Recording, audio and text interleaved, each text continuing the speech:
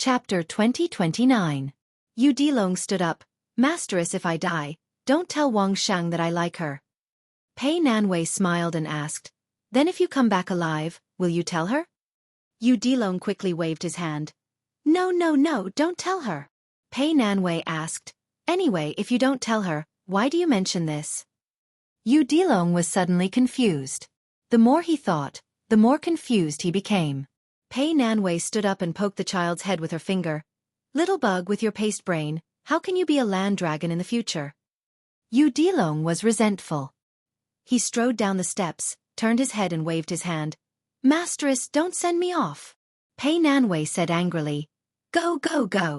Hurry up. After Yu Dilong walked out of the gate, Pei Nanwei suddenly heard the child's surprised voice. Master? Why are you here? Is the war over? Pei Nanwei subconsciously walked down the steps quickly. When she was about to walk to the gate of the courtyard, she suddenly realized and stopped. She laughed and scolded loudly. Little bastard. The child outside the house laughed and rode away, shouting, Let's go. Masteress Mrs. Master. Now it was the turn of spring and summer. The woman who was born in the spring and autumn Pei family suddenly remembered a small poem. The content was exactly the same, but she forgot the name of the poem and the name of the author. Quietly looking at the green wall, leisurely looking at the green forest. Nothing happened to the floweringers, their voices far away in the shade of the grapevine. Green wall, green forest, floweringers, grapevine. The reason why she remembered it so deeply was that these lovely scenes in Jiangnan were all close to her when she was a girl. The more easily she could get them, the more she didn't know how to cherish them. After she became the princess consort of Liyang, she was imprisoned behind the high wall. She was tired of reading graceful poems, and gradually came into contact with some frontier fortress poems that she didn't like before. It was nothing more than those words that were used back and forth in the poems, such as conquering people, frosty moon, chong flute, reed pipes and swan geese. At this time, Pei Nanwei looked around. The walls were yellow, the greenery was sparse, there were no birds chirping, and it was already hot in the summer. A woman in a tall building with hidden bitterness? That would require a tall building to perch on. When Pei Nanwei thought of this, she was really a little angry. She was alone in this small county. Of course it could only be related to money. Ever since he went to Bishan County's yamen with that fellow who was nominally the county clerk and successfully obtained the 20 taels of silver that he had been owed for a long time, County Magistrate Feng Guan was quickly transferred away for some reason. Yang Gongshou, who replaced the position of county clerk, Su Qi, took over as county magistrate. The county officer was still Zhu Ying, who also came from Green Deer Cave Academy like the new county magistrate. Both of them were scholars who had gone to Liang. When Shi and Yang Gongshou went to the yamen, they met the two scholars. Yang Gongshou even hired someone to put on a play of a hero saving a damsel in distress. Unfortunately, the one surnamed Su saw through it with one glance. In his words, he was the founder of the silk pants business. Back in the day, who knew how many sons of Bailiang ate the dust behind his butt, learning from him and imitating him. What Pei Nanwei was angry about was that after Yang Gongshou took over as county magistrate, the position of Bishan County's county clerk did not continue to be filled as per usual. Instead, Su Qi's name was once again put up. However, the Bishan County Yamen gave a statement that since Su Qi was no longer on duty, his salary would be halved. It was said that this was the result of county officer Zhu Ying arguing with the new county magistrate. Otherwise, with county magistrate Yang's intentions, Su Qi would not even be able to get a single copper coin. It was probably because all the officials in the yamen had guessed the county magistrate's intentions, especially those women whose men worked in the yamen. They viewed her, the wife of the county clerk, as an enemy. When it came to her, all of the things like oil, rice, salt, and cloth were more expensive. That young woman of unknown origin originally wanted to buy them for her, but was rejected by Pei Nanwei. However, Pei Nanwei insisted on buying them herself. She even purposely brought along a few heavy silver ingots. Of course, she did not need the silver, and the shops did not have enough change. When those women stared at those silver ingots, Pei Nanwei felt very comfortable. That feeling was as if she was saying, "You're bullying me because my man is not here, right? But if my man can leave his woman so much money, he can be at ease. But do you men who talk about women have this ability?" Pei Nanwei's anger was because your disciple, Liang Long, was able to earn so much money. As his master, you don't know how to send some back home? As long as she thought of using a certain silver ingot to exchange for copper coins, her heart would ache terribly. Pei Nanwei caught a glimpse of the old hen in the courtyard from the corner of her eye. It seemed to be a great general who was patrolling the territory with tens of thousands of elite soldiers. She immediately became angry and quickly walked towards them. She stomped hard on the ground, scaring the hens and chicks into fleeing in all directions. Pei Nanwei gave a cold snort. She put her hands on her hips and was somewhat pleased. There was a young man who happened to be standing at the entrance of the courtyard. When he saw this scene, his eyes were lifeless and his expression was absent-minded. He looked at the graceful figure whose back was facing him. His hand that was holding a cloth bag was sweaty. His current name was Zhu Ying. He was one of the thousands of scholars who followed Shangyin Academy's Chancellor Wang to Beiliang. At that time, if the scholars of Yu family's eldest son, Yul Wandao, were the most famous in the world, in fact, if he used his real name, his fame would not be below Yul Wandao. The Confucianism of the world, Zhu Ying in the south and Yao in the north. The Master of Science, Yao Baifeng, had already resigned from his position as the left chancellor of the Imperial College and returned to his hometown to continue lecturing. The disciples of the Zhu family of Jing and sect had always been unwilling to become officials. Zhu Ying's grandfather was known as the Divine Lord during the spring and autumn period and had a deep relationship with the Academy's Grand Chancellor, Qi Yanglong. In the area of Zhu Ying's father's generation, the seven of them became famous together and were known as the Seven Dragons of the Zhu family. They were even on par with the dazzling lineup of Jiangnan's Lu family back then. Zhu Ying's real name was Zhu Ying. He was the eldest son of the Zhu family's eldest son. Even if he changed his name to Zhu Ying and pretended that he was a concubine's son of the Zhu family side branch, Zhu Ying still stood out in the Green Deer Cave Academy with his own knowledge and foresight. There were several great scholars who were invited by the master of the academy, Huang Chong, to give lectures in the Green Deer Cave Academy, but they were all embarrassed by Zhu Ying. There were even old scholars who had to ask Zhu Ying to solve their doubts. However, Zhu Ying's reputation was not prominent among the scholars who went to Liang. At most, he had some reputation for being arrogant and noble. However, his unpublished articles, like what the young king said to Pei Nanwei, had long been placed on the desk of the whispering room. Even Su Weisheng was shocked and thought highly of him as a young talent who was not familiar with Su Beiji and Chen Shiliang. Zhu Ying's code name in the whispering room was Young Phoenix, which was on par with Yul Wandao's Big Luan. Zhu Ying found that his lips were dry and he did not know how to speak. Unlike Yang Gongshou, who was shocked when he first saw her, Zhu Ying only felt that she was beautiful when he first saw her. However, he did not have any romantic thoughts. Once on the rolling street after the rain, he accidentally saw her squatting by the street, breaking a dry biscuit in her hand and gently feeding it to a yellow and brown kitten covered in mud. He could not let it go. He knew that even if he was not the eldest grandson of the Zhu family, it was unreasonable and inappropriate to think about a lonely woman who lived alone. However, he could not help it. Just as he was about to speak, the woman had already turned around and looked at him with a frown. She asked, "Who are you?" Zhu Ying's heart was instantly dead. In the past year, although they had never spoken, they had seen each other many times. Was it 15 or 16 times? Zhu Ying's face was pale and his lips trembled. He could not say a word. He wanted to raise the money bag in his hand. He wanted to say that this was Registrar Su's salary last month. He, Zhu Ying, was a colleague of Bishan County's Yamen. He only came here to give money to Madam Pei Nanwei, whose head was filled with confusion, rudely pointed at this dumb chicken. "You have a problem?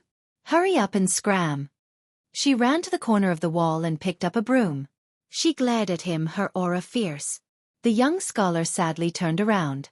Pei Nanwei naturally did not know this young man's thoughts. He would not know where his feelings came from just because of her actions on the rolling street.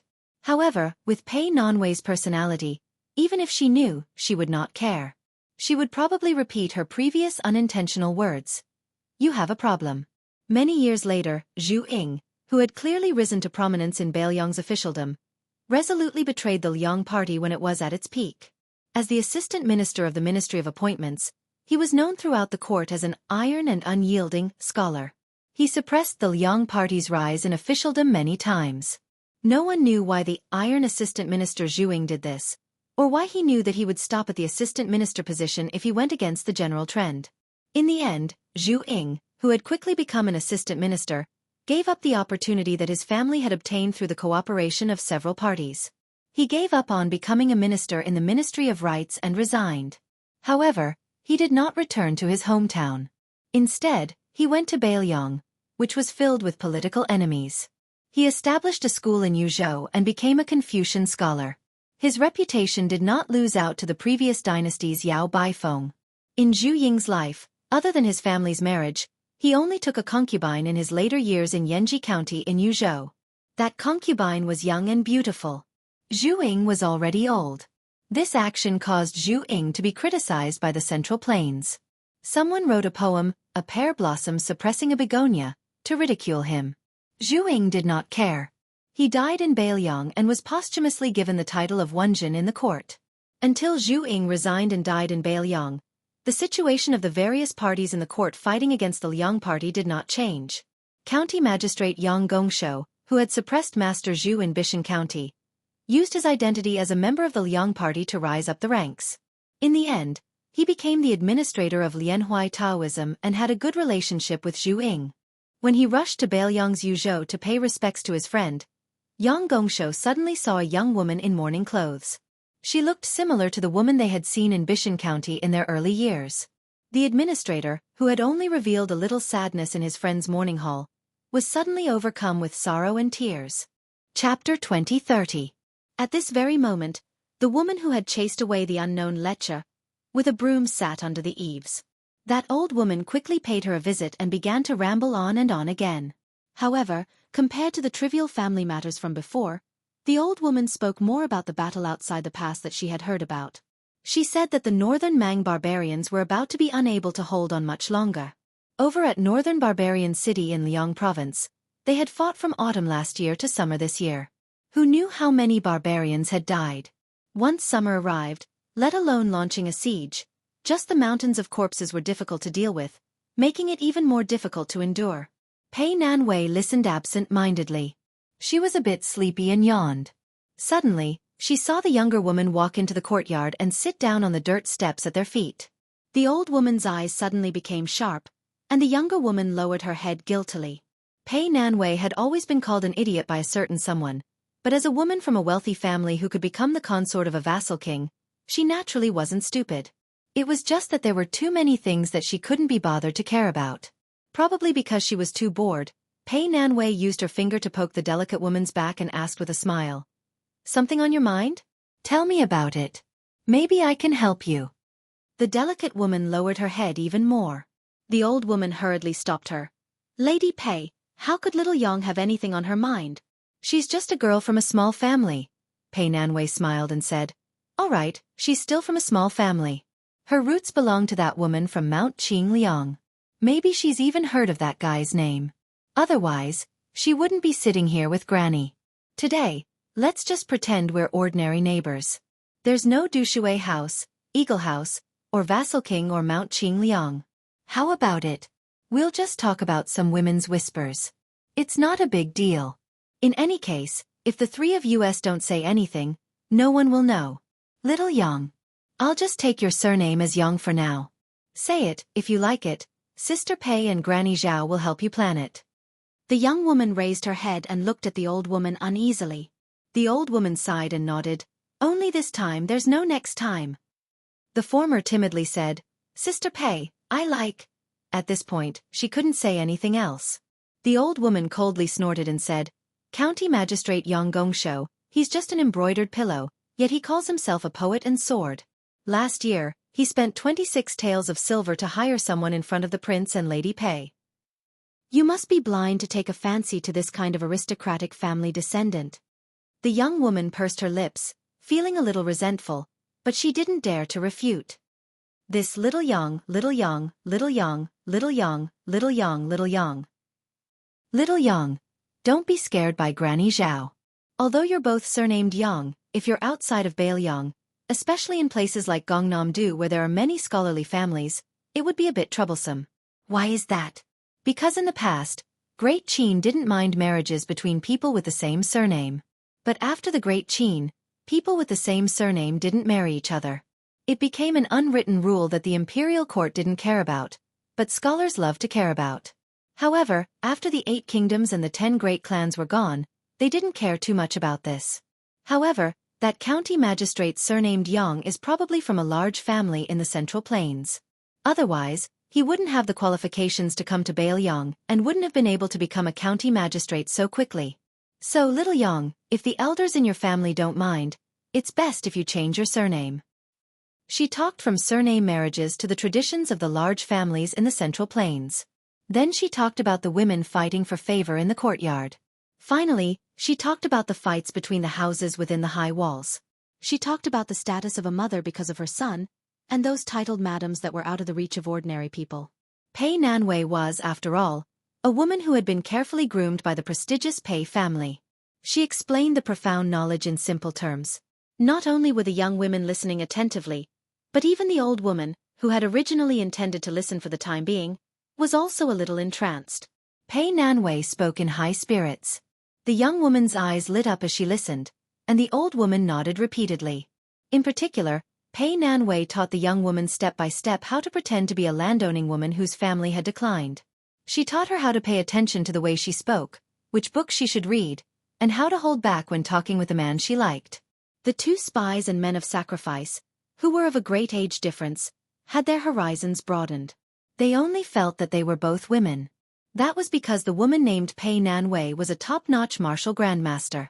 She was worthy of being the #1 person in the world who could make our prince walk with his hands on the wall. Pei Nanwei spoke in high spirits. She was about to talk about the most obscure matter in the woman's boudoir when a chestnut lightly hit the back of her head. A warm voice came from behind her. "There is no woman as shameless as you. Your man doesn't know the rules of the family." The 2 spies, one big and one small, were like they were struck by lightning. They suddenly stood up and quickly went to the bottom of the steps. They knelt on one knee and didn't even dare to breathe. Their eyes were fixed on the ground. Other than the panic in their eyes, there was also respect from the bottom of their hearts and passion. 10 years to cultivate Song Yushu, 100 years to cultivate Su Fengnian, 1,000 years to cultivate Lu Dongxian. Not to mention that their lives were only 100 years. Pei Nanwei didn't turn her head in a fit of pique. That person squatted down beside her and smiled gently at the 2 Fu Shui elites in the courtyard. "Get up. Thank you for your hard work these past few days. Don't be so reserved when you come here in the future. It's good to be like today. It won't be so lifeless." The 2 of them stood up and nodded. That person looked at the red-faced young man of sacrifice. "Young Gongshou, right? Don't worry. I'll help you make connections. Later, I'll give you a landowning household identity. But for now, you need to stay in Bishan County." He nodded to the old woman. The latter understood tacitly and left the courtyard with the juniors of the Fu Shui house who had descended from the sky. Pei Nanwei still didn't turn her head. "Is the war over?" He sighed. Northern Barbarian City has been defended, and the Northern Mang barbarians haven't suffered any serious injuries. Their remaining army of less than 200,000 has retreated without chaos, so I reckon we'll have to fight another battle. However, victory is already in our Northern Liang's hands. I need to go to Jizhou Pass to see the old concubine of the old Eastern Yu. I also need to greet some people. I won't be at ease if others go. She turned abruptly, threw her arms around him, and hugged him to her bosom with all her might. Her eyes were red as she cried like a child. "I won't let you go." A muffled voice came from between her majestic breasts. "Then don't suffocate me to death here." Her face instantly turned red, and she fiercely pushed away the bastard who was still pretending to be obedient after taking advantage of her. Su Fengnian was pushed away. He waved his sleeve and flicked it into the distance. Lu Yunzhang, who was squatting on the wall and watching the show, was hit in the forehead by the flick. He fell to the ground with a thud in the alley outside the courtyard. The young girl, Wang Shang, crossed her arms in front of her chest. She sneered when she saw the battered Lu Yunzhang stand up. Yu Dilong, who had met his master and the other 2 outside the town, had no choice but to return with them. He looked very conflicted and didn't dare to look at Wang Shang. Wang Shang hesitated for a moment and said in a low voice, "Come with me to the town's restaurant to buy wine for master." Yu Dilong grunted and didn't think too much about it. Lu Yunzhang smiled evilly. "You 2 go buy wine. I'll help Master keep an eye on this place to prevent assassins from sneaking up on us. Wang Shang, who was carrying a sword in a case, reached out to hold the hilt of her sword. Lu Yunzhang raised his hands. Fine, fine, fine. I'm afraid of you. Yu Dilong was at a loss. Lu Yunzhang shook his head and sighed. Earthworm you, why don't you get it? Yu Dilong's aura changed. One-on-one. Lu Yunzhang felt a headache coming on. He really couldn't beat this earthworm. At this moment, his master and mistress had already walked out of the courtyard. Wang Shang's eyes hid some inexplicable joy. Pei Nanwei sent the four of them to the corner of the alley. Then, she quickly turned and left. The four of them walked on the wheeled street.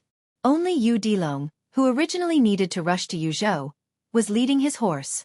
Su Fengnian suddenly said, Yu Dilong, there's a child named Go Yufeng in Wudong Mountain. Be careful in the future. Yu Dilong was surprised. Why?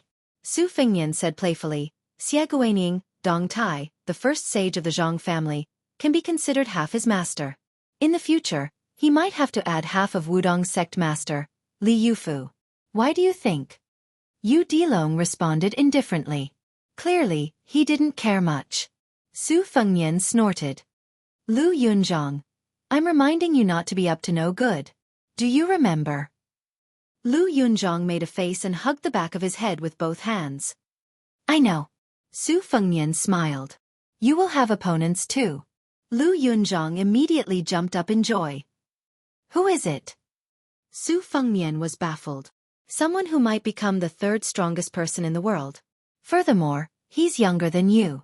Su Fengnian's words came true. And the third strongest person in the world had always been in the hands of a woman who used a saber. Her surname was Tao. Su Fengnian looked back and shouted, In 3 or 4 years at most, we will go to Jiangnan together. In the alley, Pei Nanwei, who had been hiding in the same place and didn't leave, secretly raised the corner of her mouth. She spread out her arms, her fingertips gently touched the wall of the alley, and walked briskly to the small courtyard. Because she felt that it was only 3 or 4 years. At that time, she wouldn't be old. On the Guangling River, on a brightly lit yellow dragon ship, a man and a woman stood side by side on the bow of the ship to enjoy the scenery. The young man wearing the Liyang king's robe whispered, You have been wronged. The beautiful woman gently held his hand and shook her head. Her smile was gentle. The young king slammed the railing. This Song Li is too bold. Wait for this king. She suddenly covered his mouth. Chapter 2031. The young king held her hand with a sad expression. He turned around and stared at her face that he never got tired of looking at. He squeezed out a smile. Don't worry, I Zhao Sun will not be so depressed. The 3 kings of Liyang, Yanqi King Zhao Bing, Shu King Chen Jibao, and King of Jing'an, Zhao Sun, joined forces to rebel. Among them, Zhao Bing was the most infamous, Chen Jibao was the most feared, and Zhao Sun was the most lamentable. Even if the court knew that Zhao Sun would be promoted to the throne by the other 2 kings in the future, there were still many civil officials of Liyang who believed that the young king was forcibly imprisoned in the Spring Snow Building and was a pitiful puppet used by Zhao and Chen to deceive the world. In fact, Great Peace City only guessed half right. Zhao Sun did not want to rebel, but it was false to say that Zhao Sun did not want to usurp the throne. The 2 kings of King of Jing'an, whose territory was located in the waste of the Central Plains, from Zhao Hang to Zhao Sun, always had the ambition to fight for the throne. This point, the 2 kings of Beiliang knew. The previous emperor of Liyang, Yuan Benshi, knew. The blind man Lu Su, who used to be an advisor in the king's mansion, knew. The current Nailan Yusi also knew. Zhao Sun regretted his unwillingness to believe that piece of paper. The handwriting on that piece of paper was not unfamiliar to him. It was the handwriting of the servant girl by the blind man's side. She wanted him, Zhao Sun, to quickly return to Jing'an Road after Wu Zhongshuan had quelled the battle at Guangling Road. But Zhao Sun wanted to personally take the woman beside him to enjoy the scenery of Guangling Road. He also wanted to build a good relationship with the generals and civil officials who were bound to rise in the court. So he decided to attend the celebration banquet in the Spring Snow Building before leaving Guangling Road. Then there was the current situation. At first, Zhao Sun thought that it was a blessing in disguise because someone told him that they would help him, Zhao Sun, to become the emperor. No matter what the conspiracy was, Zhao Sun chose to believe it. After all, That person's words were more convincing than Yan Qi King Zhao Bing. The reason was simple. That person was called Nalan Yusi. It's just that recently Zhao Sun's life was very sullen and depressed. That General Song Li, who used to be from the Spring Snow House, was once the deputy Jidushi, whose rank was second only to Jidushi Liu Baijie and Administrator Wang Xiongui among all the Liang officials of the Guangling Dao. Now that he had made great contributions on the northern front, he was becoming more and more arrogant and domineering. Not long ago, he had boarded the ship and shamelessly asked for the woman beside him with a smile. Zhao Sun was so angry that he trembled, but in the end, he did not say anything. Song Li did not dare to openly steal from the ship. This auspicious general who had been called a slave of 3 surnames by Great Peace City didn't forget to kindly remind the young vassal before disembarking. With the old Wang Fei's age, no matter how beautiful she is, how many years can she have? Why don't you give her to me, Song Li, to keep a mistress? I will repay you in the future. Everyone knew that Guangling Road had a general surnamed Song.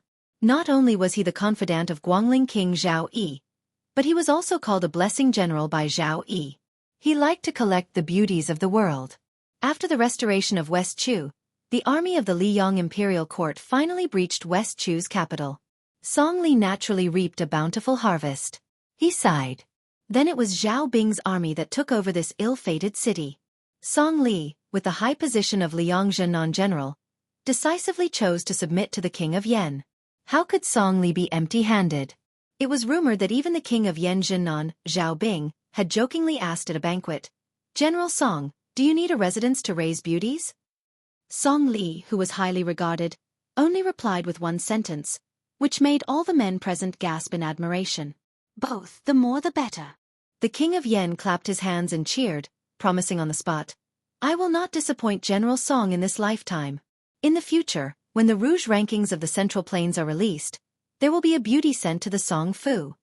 Also, Song Li was not just trusted by the king of Yen Zhennan and had been given military power. Song Li and the king of Yen Zhennan, His Royal Highness Zhao Zhu, were close and called each other brothers. Facing someone as popular as Song Li, how could Zhao Sun, who only had the title of king, respond?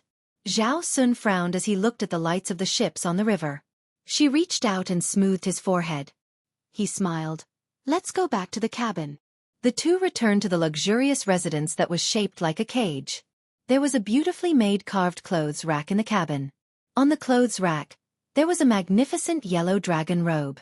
When Nalan Yusi came to visit, there was a maid holding a dragon robe beside the only surviving spring and autumn period strategist.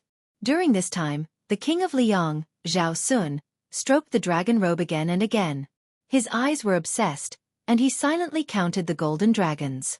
Tonight, he came to the clothes rack again and reached out to touch the golden dragons on the dragon robe.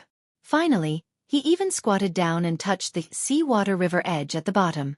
The young man suddenly raised his head and looked at her. He asked with a smile, "Do you know that there are only 8 golden dragons on this dragon robe? Why isn't the number 9 in the 9 and 5 venerated 9? She thought for a moment. The emperor is the real dragon son of heaven. Is the number 9 when he wears the dragon robe? He got up and laughed. He pinched her cheek and shook his head. "You are wrong. The last golden dragon is embroidered on the inner lapel.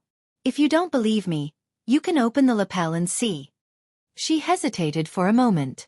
She still didn't touch the clothes that all men in the world dreamed of. Zhao Sun suddenly took off the dragon robe and asked the woman to stand still. Then, he helped her put on the dragon robe. She was stunned from the beginning to the end and didn't know what to do. After Zhao Sun meticulously helped the woman straighten the dragon robe, he stepped back a few steps. His eyes were red, and he smiled softly. "I know that many people in Jianghu Road scolded you as a female king.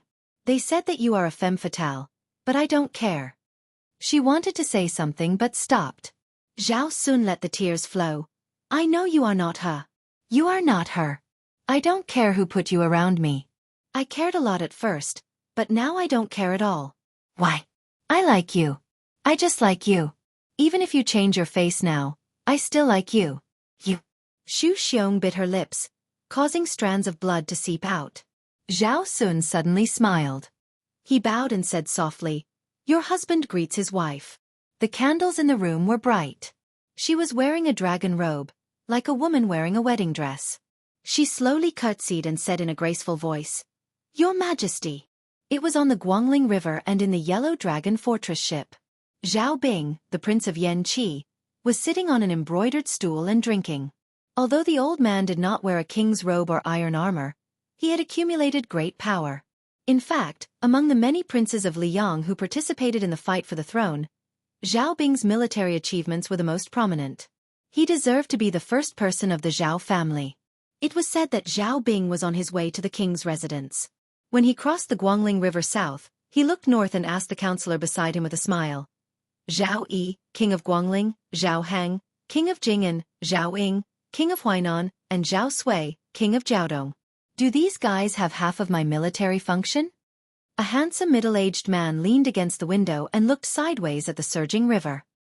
He held the cup with 3 fingers and twirled it gently. Zhao Bing sighed heavily and said helplessly, "Sir, can't you let go of those 2 bastards? At least let them live. Anyway, they can't make waves in the future." Naylan Yusi did not turn his head and said indifferently, "Bastards? Both of them are your sons. Why are you scolding yourself?" Zhao Bing was speechless. Naylan Yusi continued, "The 2 sons of the king of Yanqi deliberately leaked military secrets to Great Peace City. They almost let His Royal Highness die in the southern battlefield of the capital. Not to mention the 2 sons, even if their father dares to do this, I will beat him to death." Zhao Bing rolled his eyes and said in a muffled voice, "I'm scared of you." Naylan Yusi finally turned his head and said seriously, "Do you want an only son who can sit firmly on the dragon throne, or do you want to be a tattered founding emperor of a second fallen country after wearing the dragon robe for a few years?" Zhao Bing waved his hand as if he had a headache and said, "Sir, you have the final say. Damn it, I can only win against you once in my life." Naylan Yusi smiled and asked, "Then I can send the order to bring 2 cups of wine for the child to drink?" Zhao Bing's face immediately became awkward. He lowered his head and said nothing. Naylan Yusi did not force the king to make an immediate decision. He turned his head and looked out of the window again. He seemed to be talking to himself. In the end, even a tiger doesn't eat its cubs. If you don't hesitate about this kind of thing, I, Naylan Yusi, will not help you to this step today. Of course I won't live until now. Zhao Bing put down the wine cup, clenched his fists and exhaled heavily. "Do as you say. I, Zhao Bing, will pretend that I have never had these 2 sons." Naylan Yusi nodded. "You have such a good son like Zhao Zhu. You should be satisfied. Look at the son of the old king of Jing'an, Zhao Hang, Zhao Sun, who dreams of being the emperor. In the end, he can't even protect the woman he loves. Look at the son of the king of Beiliang, Su Xiao, Su Fengnian." The first half of the words was very heartwarming, but the second half of the sentence? Zhao Bing couldn't help laughing and scolding. "Stop, stop. Aren't you insulting me? You scholars are full of bad ideas." Naylan Yusi laughed it off. Zhao Bing's mood improved a little, and he softly advised, "The river breeze is strong and Sir's body is. In short, don't stand at the window to be blown by the wind." Naylan Yusi sat back on the stool, poured a glass of wine for Zhao Bing, and said slowly, "The most interesting thing about the ancient people is that most of them have a heart-wrenching story. It's a pity that the most famous rouge, the red cheeks, is a tribute. People can't buy it even if they have money. It's a pity that the female in the flower sculpture, Hong in fact, is not delicious at all." Chapter 2032. Zhao Bing took the wineglass and drank the newer Hong that was said to have been buried under the ground for more than 10 years. He thought deeply and said, "This wine is not good to drink." Naylan Yusi sighed. "The use of scholars is to drink, eat, read, write, and pass down all the interesting things of the ancient people." Zhao Bing asked, "What about people like me and Lame Su?" Naylan Yusi smiled and said, "You guys, the only use of making the life of a scholar so comfortable is to prevent the scholar from getting carried away and forgetting his roots." Zhao Bing reached out and picked up a piece of marinated beef on the side dish, chewed it slowly, and nodded after a long silence. "It tastes good." Naylan Yusi said straightforwardly, "Don't pretend to know when you don't know. It's been almost 30 years, but you still can't change your habit of eating shit." Zhao Bing didn't care and laughed. "I'm exposed by you again." Thinking back to that year, the 2 first met in the capital of Liang. At that time, Liang was still just a corner of the northern barbarian country, and Zhao Bing was just one of the many princes with low prestige. At that time, there were 4 people present, and 3 of them were familiar with each other. Prince Zhao Bing, Surplus General Su Xiao, Poor Scholar Li Yishan, and Nailan Yusi. Among the 4, Nailan Yusi, who was born in a rich family, was the most famous. Zhao Bing and Su Xiao were far inferior. As for Li Yishan, he couldn't be compared with them. At that gathering, after drinking too much, Zhao Bing stepped on the bench and laughed loudly. If I knew that drinking is going to piss, I would have drunk piss at the beginning. Then Nailan Yusi, who was as elegant as an immortal, sneered, if I knew that eating is going to shit, why not eat shit at the beginning? Zhao Bing couldn't sit still and fell to the ground. Zhao Bing only remembered that Su Xiao gave a thumbs up to Nailan Yusi at that time. And Li Yishan shook his head and didn't say anything. At this time this year, 2 of the 4 people had died. Fortunately, the 2 people who were alive were not only alive, but they could also sit and drink together. Zhao Bing looked at the strategist who was still as attractive as ever and said gently, Sir, the greatest fortune of Zhao Bing's life is to have you by my side for 30 years. This strategist of the spring and autumn period had never married or had children. No matter what Nailan Yusi's original intention was, Zhao Bing, the king of Xianxia, knew that if Mr. Nailan had a son, there would be many changes in the world in the future.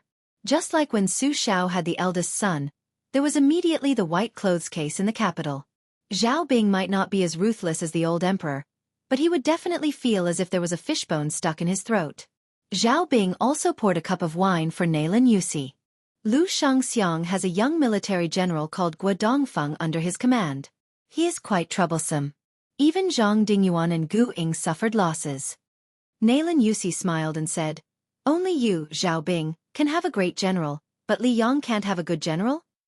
Nanjiang infantry generals Zhang Dingyuan, Gu Ying, Yuanzhou General Yi Xiufeng, Hezhou General Liang Yu, and Wu Zhongshuan subordinates Tang He and Li Chunyu were all capable generals.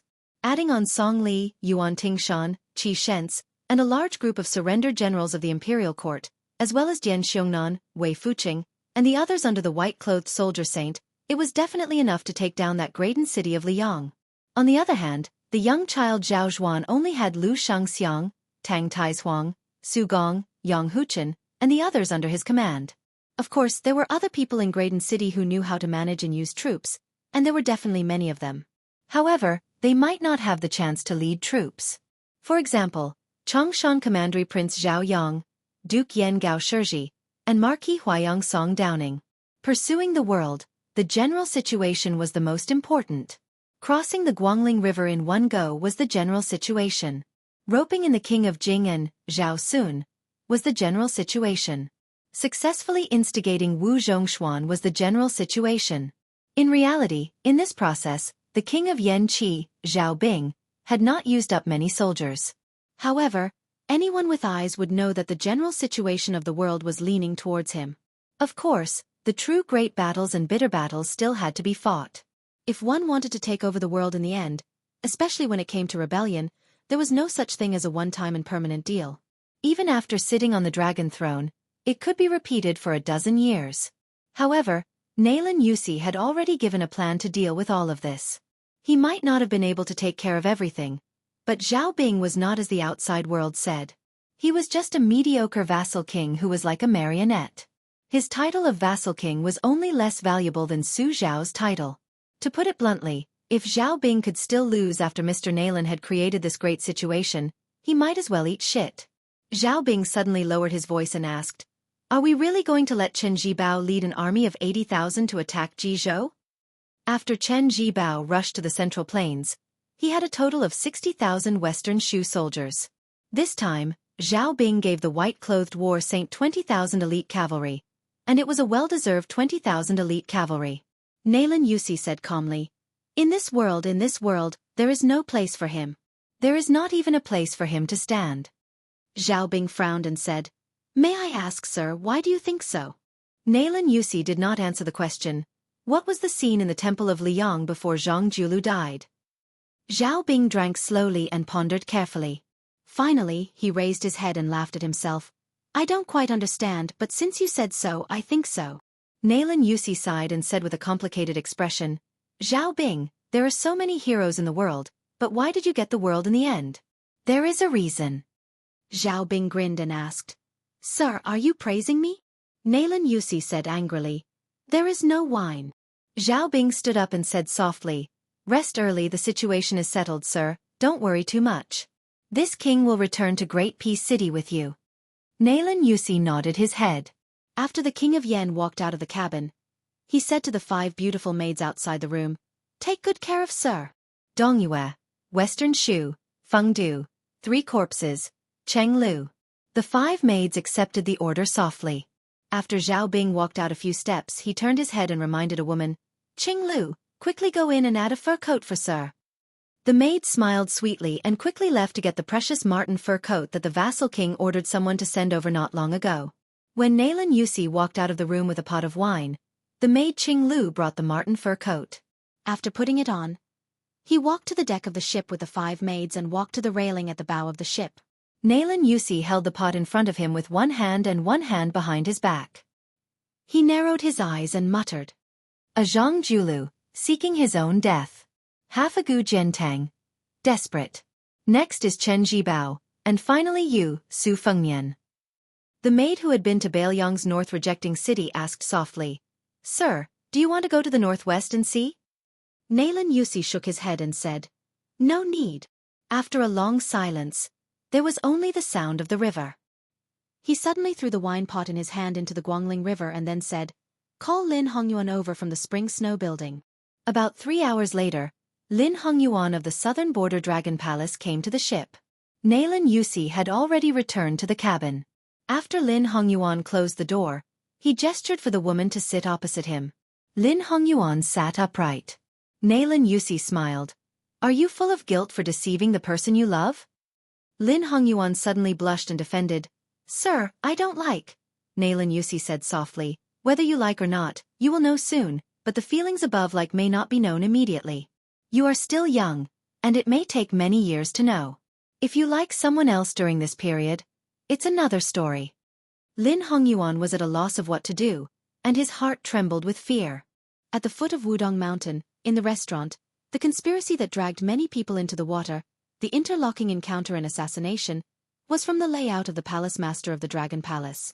To be precise, it was Mr. Nalan sitting opposite her. It was not only aimed at the young king but also at the young prince. It was not to kill, but to destroy the heart. Nalan Yusi seemed a little tired and said in a low voice, "Lin Hongyuan, if there is a chance in the future, go and apologize to that person, not only for yourself, but also for me, Nalan Yusi." Nalan Yusi repeated softly, "If there is a chance." Lin Hongyuan left the ship in a daze. Finally, Nalan Yusi let the 5 maids walk into the room and smiled softly. "Don't think about the empress. After all, there is Xianxia, but according to the law of Liang, there are 4 imperial concubines in the harem. Among you, who doesn't want to be the imperial concubine, take a step forward." Nalan Yusi didn't ask who wanted to be the imperial concubine, but asked who didn't want to be the imperial concubine. This was directly to the people's heart. The 5 of them all took a step forward. Almost at the same time. Almost. Only one person was a little slow. Nalan Yusi didn't point out anything. He just smiled and said, "Sir knows you all go down." Since the 4 silly girls were not willing to be the caged bird, then it was her. However, Nalan Yusi also knew that she wasn't the smartest among the 5. She really wanted to be the imperial concubine. It was nothing more than that she was afraid that someone would unscrupulously settle accounts in the future after the death of her childless husband, Prince Zhao Zhu and Emperor Zhao Zhu. There would be 2 people. This couldn't be blamed on Zhao Zhu. His Royal Highness's temperament was actually kind enough. Even if Su Fengnian became the emperor, it was the same. Nalan Yusi lay on the table with sleepy eyes. He felt a little distressed for her. In the love between men and women in the world, after the love was deep, the one who lived longer would often be more painful. Nalan Yusi slowly closed his eyes and whispered a name. Ishan. The heroic women in the world only hated themselves for being a woman. But I, Nalan Yusi, only hated myself for being a man. The word love, I don't know where it starts and where it rests. I don't know where it starts and where it ends. I don't know where it ends. I don't know what you know. I don't know where to stop. The autumn wind was chilly. In the northeast area of the rich Gangnam-do and the barren Lianhuai Road, More than a dozen horses stopped at a mountain top. Chapter 2033.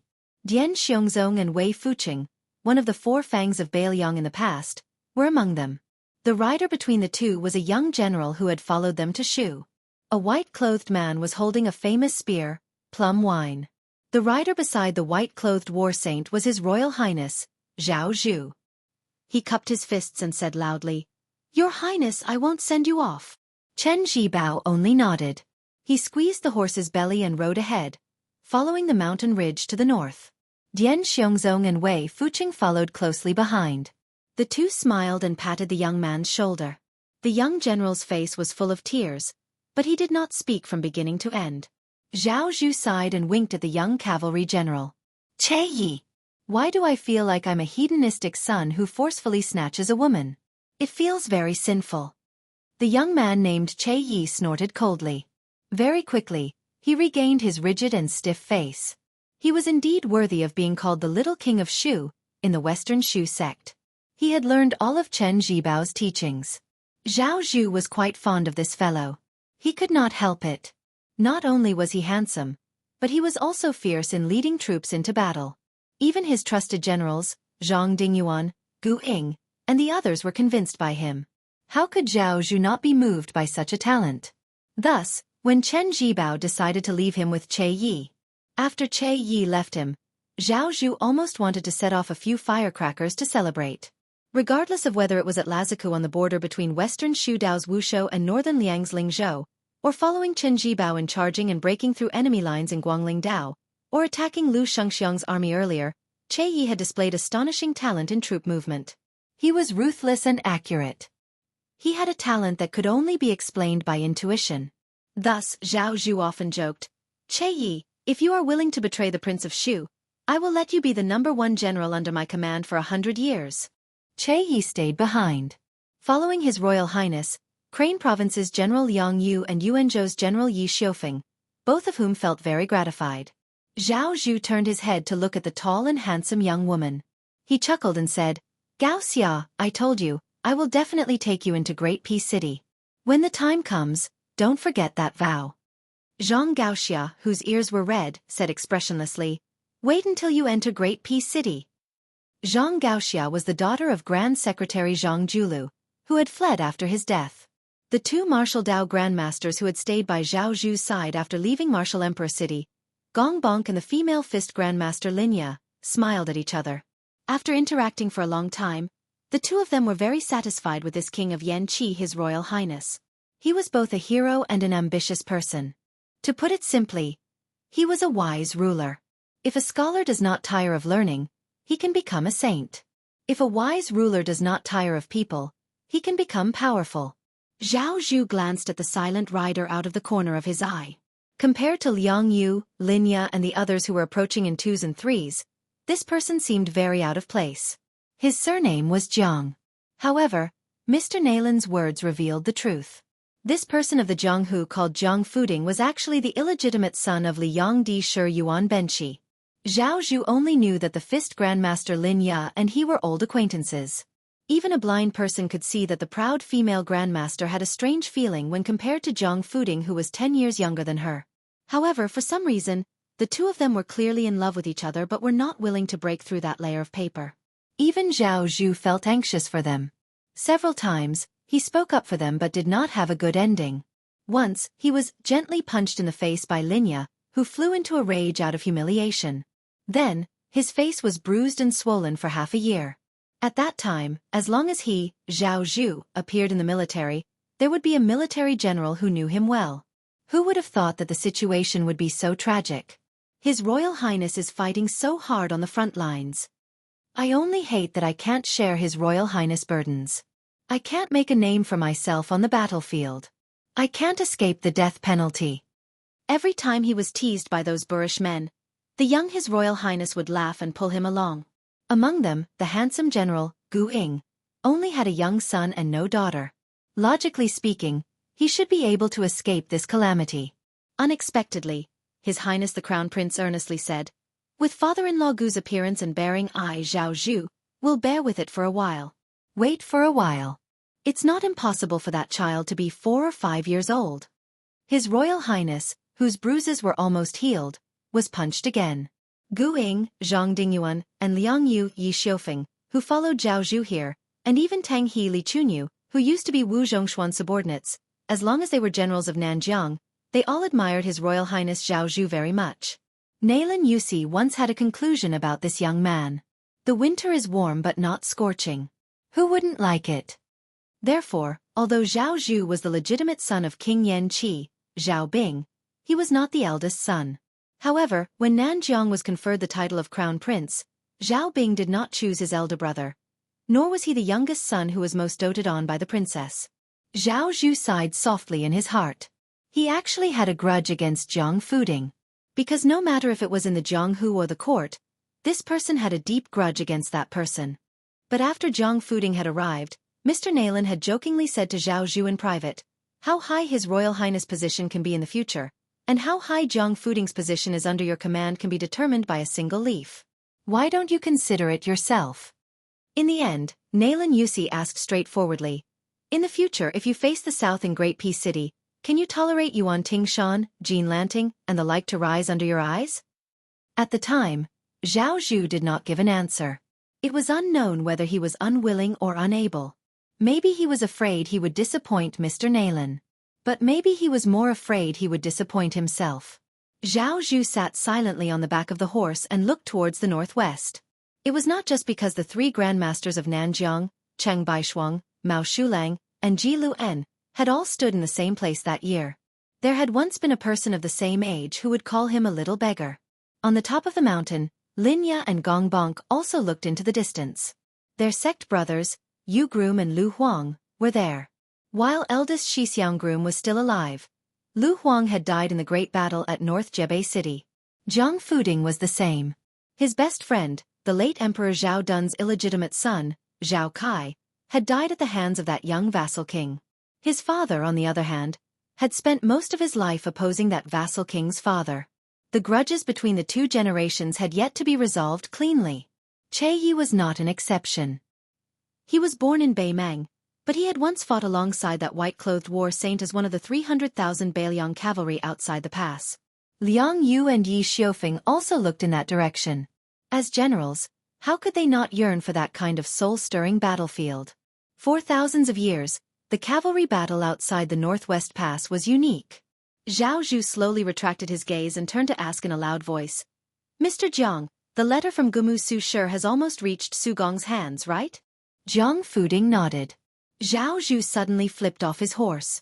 Under everyone's gaze, he squatted down and pulled out a nameless grass that was half yellow and half green. As he chewed, he laughed. If the emperor wants the subject to die, the subject is disloyal. If the father wants the son dead, the son is unfilial. Now it's up to this Jidushi to see if loyalty comes first or filial piety comes first. Then Zhao Zhu bared his teeth and said, Yang Huchen and Han Fong, these two generals of Jizhou, are too shameless.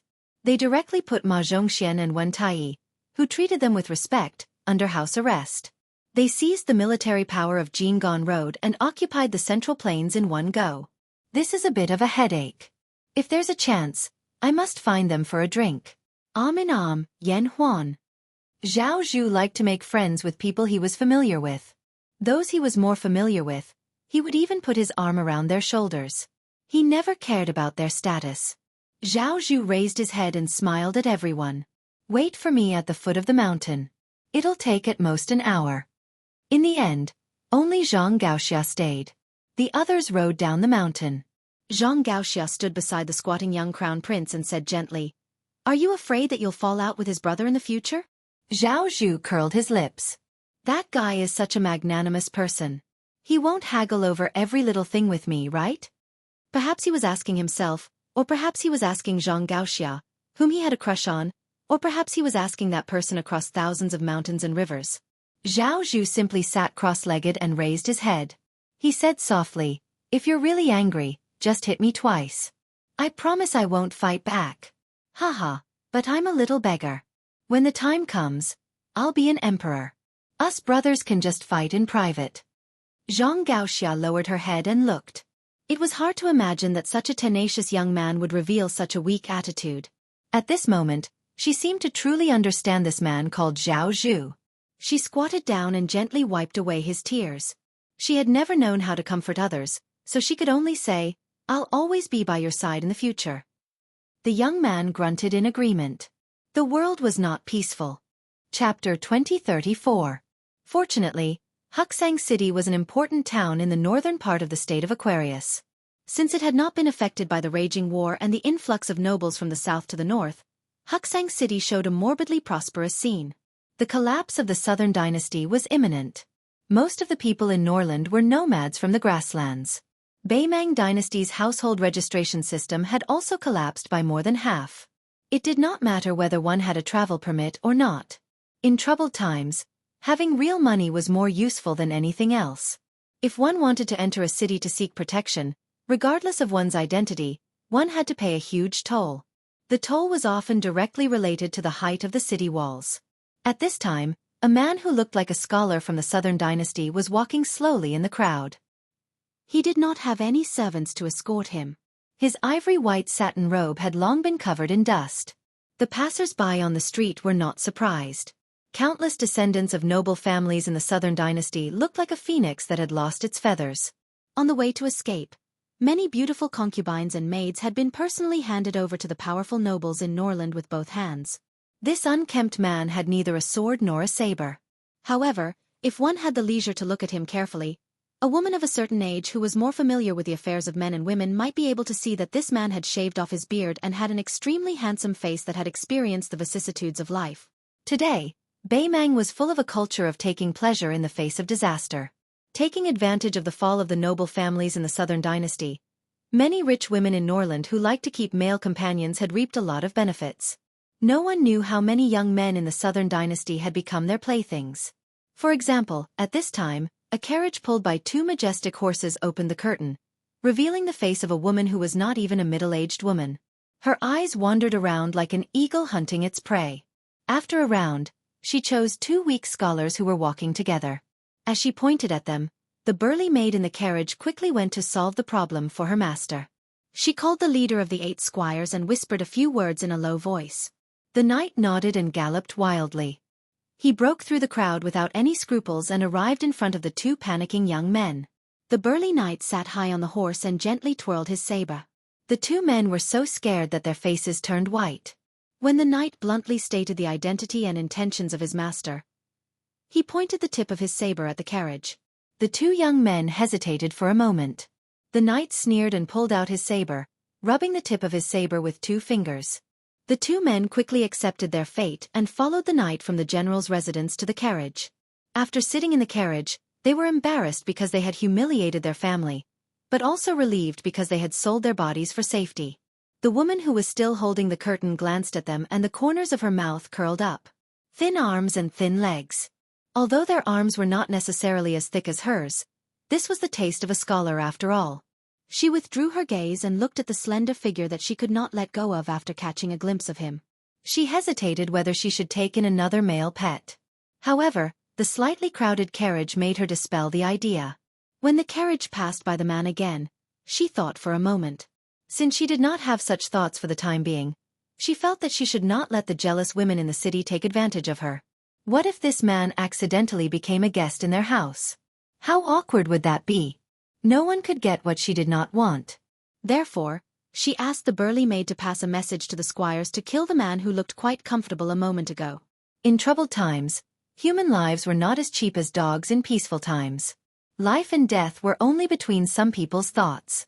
As the wife of a general with real power, she put down the curtain and pricked up her ears, waiting for the pleasant sound of a sword piercing the chest or simply chopping off the head. If it was only because her husband was one of the generals of the Aquarius state, she naturally would not dare to be so unreasonable. However, since her husband was sitting in this position because of her family's noble surname, there were not many people in Huxang City who dared to make irresponsible remarks about her kidnapping a few refugees on the street and accidentally killing a few untouchables. However, after waiting for a moment, she did not hear the pleasant sound she expected. She lifted the curtain in confusion. The centurion of the personal guard returned to the window and bowed with a shocked expression. "Madam, that guy suddenly disappeared," the woman said angrily. "He actually escaped?" How can that guy's 2 legs be faster than the 4 legs of a warhorse? The centurion's fear was not because of the woman's anger, but because of his own strange encounter. He explained in a panic, "Madam, I've already rushed in front of that person and slashed him with my saber, but that guy just disappeared into thin air." The woman frowned and muttered, "Did I see a ghost in broad daylight? Could it be a martial arts master who hides his strength? It doesn't make sense. Our Beimang Jianghu masters are almost completely wiped out in Beiliang. Even if there are fish that escape the net, they would either continue to serve in the army or be recruited by the big families of the southern dynasties as guards." Although the woman and her family were the best among the local forces of the Aquarius state, they were not so arrogant as to provoke those legendary people who flew around. Although there were not many details of the peak battles at the border of Liangmang where the masters from both sides were sent out, it made the world finally understand a bloody truth. On the battlefield, one person who could fight against 10,000 people might not be able to determine the direction of a large-scale battle. However, if 2 or 3, or even 10 martial arts masters appeared together, the 20 to 30,000 Beimang cavalry would not be enough to kill them. Even if the army of 200,000 wanted to take a step forward, it would be as difficult as ascending to the sky. It could be said that the woman who was associated with the prosperity of Beimang had a gloomy face. She cursed the stubbornness of the Beiliang barbarians, especially the king of Beiliang who made Beimang suffer a lot. When the woman decided to keep the peace, she waved her hand to signal the loyal centurion not to pursue the matter and put down the curtain. Suddenly, she felt a strange breeze. Not only the woman, but also the sturdy maid and the 2 scholars who were like sheep in a tiger's den were stunned. Only then did the woman realize that there was an uninvited guest sitting beside her. Her chest heaved up and down violently. She turned her head with difficulty and saw that it was the strange man who was travel-worn but could not hide his temperament. The woman sitting on the embroidered stool was indeed a woman from a wealthy family. Even if she clenched her fists and trembled slightly, she still squeezed out a smile. She raised her hand to stop the maid who was trying to protect her after she came back to her senses. She smiled and said, "Sir, are you robbing me of my wealth or my body? No matter which it is, with your courage and spirit that I am deeply impressed by, even if you are robbing me of both, I will accept my fate." The man smiled and said softly, "I'm sorry to disappoint Madame Shintu. I only want the map of the 2 cities of Wuxia and Stone Tablet. I want it to be very detailed." The woman smiled coquettishly and asked, "Sir, are you a Beiliang spy? I am a coward. If I am accused of colluding with the Beiliang, my entire family will be wiped out." The man's expression seemed to be a little impatient, but his tone was still kind. He said, "My time is very precious. I believe that Madame Shintu's life is also very precious. If you can't produce the map in an hour, I don't mind." The woman pretended to be a little woman and patted her chest, interrupting the man's words. She said pitifully, "I'm scared to death. Master, you're a hero with an indomitable spirit. Why do you have to make things difficult for a weak woman? Of course, these 2 maps aren't that important to this servant. As long as you go to this servant's residence." The next moment, the woman who was trying to avoid the topic could not say another word. Her head and body were stuck to the back wall of the carriage like a thin piece of paper that was nailed into the wall. Her face quickly turned from red to pale and then to ashen. She was like a fish that had been pulled ashore, her life hanging by a thread. The female servant had already fainted and was lying limply on the ground like mud. It was unknown whether she was dead or alive. The remaining 2 young men who had escaped from Dragon Waste Province to Wuxia City were as silent as cicadas in winter. They tried their best to keep their mouths shut, afraid that they would anger this demon of unknown origin with a single breath. They saw that the man was absent-minded and in a daze, as if he was feeling something. He was then slightly disappointed. When he came back to his senses, he said calmly to the woman, "Perhaps I didn't make it clear earlier. My time is actually much more precious than Madame Shintu's life. If you blink, I will take it that you agree to hand over the 2 maps. I will count to 3. If I don't get an answer, then you will be carried into the general's residence today." The woman who was about to suffocate to death used the last of her energy to blink. Only today did she know that it was so difficult for a person to blink. The truth that made her feel the most despair was another matter. Her true life-saving talisman was not the arrogant 8 horsemen retainers on the surface, but the old coachman who did not show his strength. He was a true second-grade master. However, the coachman did not notice the change in the carriage. During this time, She intentionally or unintentionally raised her voice and flirted with the man beside her. Logically speaking, with the old man's second-grade realm, he should have known what was happening behind him.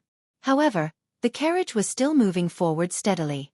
Could it be that this man who looked less than 30 years old was a first-grade master? Was there such a person in the Beimang Jianghu? The Beimang Jianghu was not like the Liang Jianghu that was far away from the imperial court. There were no secrets to speak of. The man who was sitting cross-legged did not move. The woman, who was the first daughter of the Shinta family, was able to breathe again. The man calmly said, "Madam Shintu, your coachman was once a second-grade complete martial artist. He used a knife with his left hand.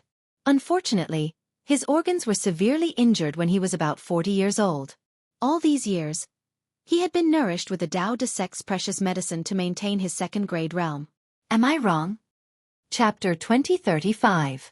The woman's expression was unsettled. She treated him as an enemy of the Shinto family clan that had been lurking for many years. He knew her family well, or else how could he expose the old coachman's background? The man said with a sarcastic smile, "The reason why I'm saying this is to tell Madam Shinto something. If you cause trouble and delay my time, it really won't be difficult to wipe out a small general's residence." The woman sucked in a cold breath. She sat up straight and removed all pretense. She turned her head and asked in a deep voice, "Sir, do you really only want 2 maps? You won't kill me, and you won't kill anyone in the city?" The man nodded and then closed his eyes to rest. The carriage stopped outside the general's residence. Madame Shintu had planned to let the old coachman retrieve the maps while she remained in the carriage as a hostage. However, the strange man was conceited enough to let her get out of the carriage. He only needed a servant to bring the maps, and did not even need her to appear again. The woman could not help but be speechless. She told the 2 weak scholars who were supposed to be the new male companions to scram. She silently walked into the residence, and in less than 5 minutes, returned with 2 rolls of Beimang military maps. She respectfully handed them to the man who was still sitting in the carriage. The latter opened the maps and looked through them carefully. Madame Shinta gathered her courage and secretly sized up the man. His face had a softer outline than the men of Beimang and Norland, but compared to the men of Jiangnan in the Central Plains, he had more edges. Therefore he could be considered handsome, but at the same time, he did not give off a feminine feeling. Especially his beautiful phoenix eyes, when he squinted to look at the maps, they were especially captivating. After the man finished looking at the maps, he closed his eyes and went through them in his mind. After confirming that he had not missed anything, he opened his eyes and handed them back to the woman. He smiled and said, "Madam Shintu is very trustworthy." The 40 or so private soldiers in the residence did not make any secret movements. "I don't have anything to thank Madam for lending me the maps, but I believe there will be opportunities to express my gratitude in the future." The woman felt a lingering fear. Fortunately, when she left her man's study, she decided to avoid trouble. Otherwise, today would have been the death anniversary of many people in the residence. Just as she was feeling emotional, the man suddenly disappeared like a land immortal. The woman suddenly smiled and said, "It is said that the king of Beiyang is not only one of the best masters in the world, but also very handsome. I think this young master is not too far off from the king of Beiyang, right?" If she knew that this man was the king of Beiyang, Su Fengnian, she would have been scared to death. At first, Su Fengnian was searching for a needle in a haystack within the borders of the northern Mang and southern dynasty. However, he soon realized that he and Sweet Potato's child might not have chosen to go south to avoid disaster. Instead, they might have gone the other way and entered the Norland first. Then, they would have waited patiently and looked for an opportunity to die peacefully. But even if the child was really in Norland, he did not know whether the child was on the prairie or in a city. Su Fengnian could only rely on his remaining intuition to search. It was very likely that everything would be in vain. In fact, if he searched Wuxia City and Stone Tablet City, even if he still could not find the child, he would have to return.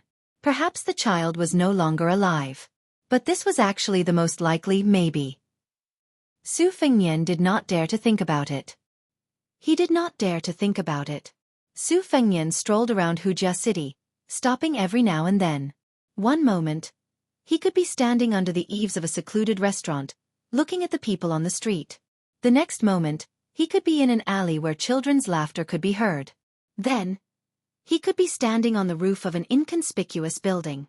From the scorching sun at noon to the setting sun, Until dusk came, Su Fengnian sat on the steps of a dilapidated ancient temple in a poor market in the northwest corner of Wuxia City. Along the way, he had hoped thousands of times and been disappointed thousands of times.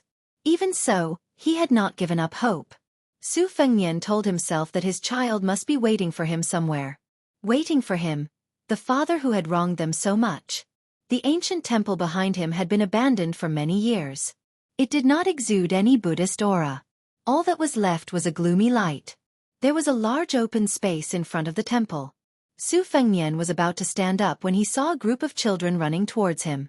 Some of them were 3 or 4 years old, while others were 7 or 8 years old. They were all dressed in the most ordinary Baimang clothes. They were carefree and most of them were holding low-quality bamboo paper kites made by their parents. 7 or 8 children were playing kite fighting. In the Jiangnan region of the Central Plains, children, regardless of whether they were rich or poor, also liked to fly kites. However, they were all flying kites, unlike this group of children who were playing kite fighting. It was enough to show the bravery that flowed in Baimang's bones. The kites in the children's hands were long and thin boards. They were tied from the back into tiles. The drawings were simple and crude. The strings were not tied to the tails, but to the strings. They were released into the air by running and the strong wind. They buzzed and dashed left and right, colliding with other kites. If they were entangled, they would cut each other's strings. The loser could only watch as the kites fell far away and then scampered to pick them up. Su Fengnian raised his head to look at the kite fighting in the sky. He was lost in thought. A few kites had already fallen from their strings. A child cried out and ran to look for them. Unfortunately, the kite was hanging high on a branch. He cried his heart out under the tree. Half an hour later, it was time to eat. Amidst the shouting of their parents, the children gradually dispersed. The winners of the kite fighting were like generals returning victorious from the battlefield. The losers were disheartened and wanted to go back and steal some more strings from their parents. In the twilight, Su Fengnian stared blankly at a large open space.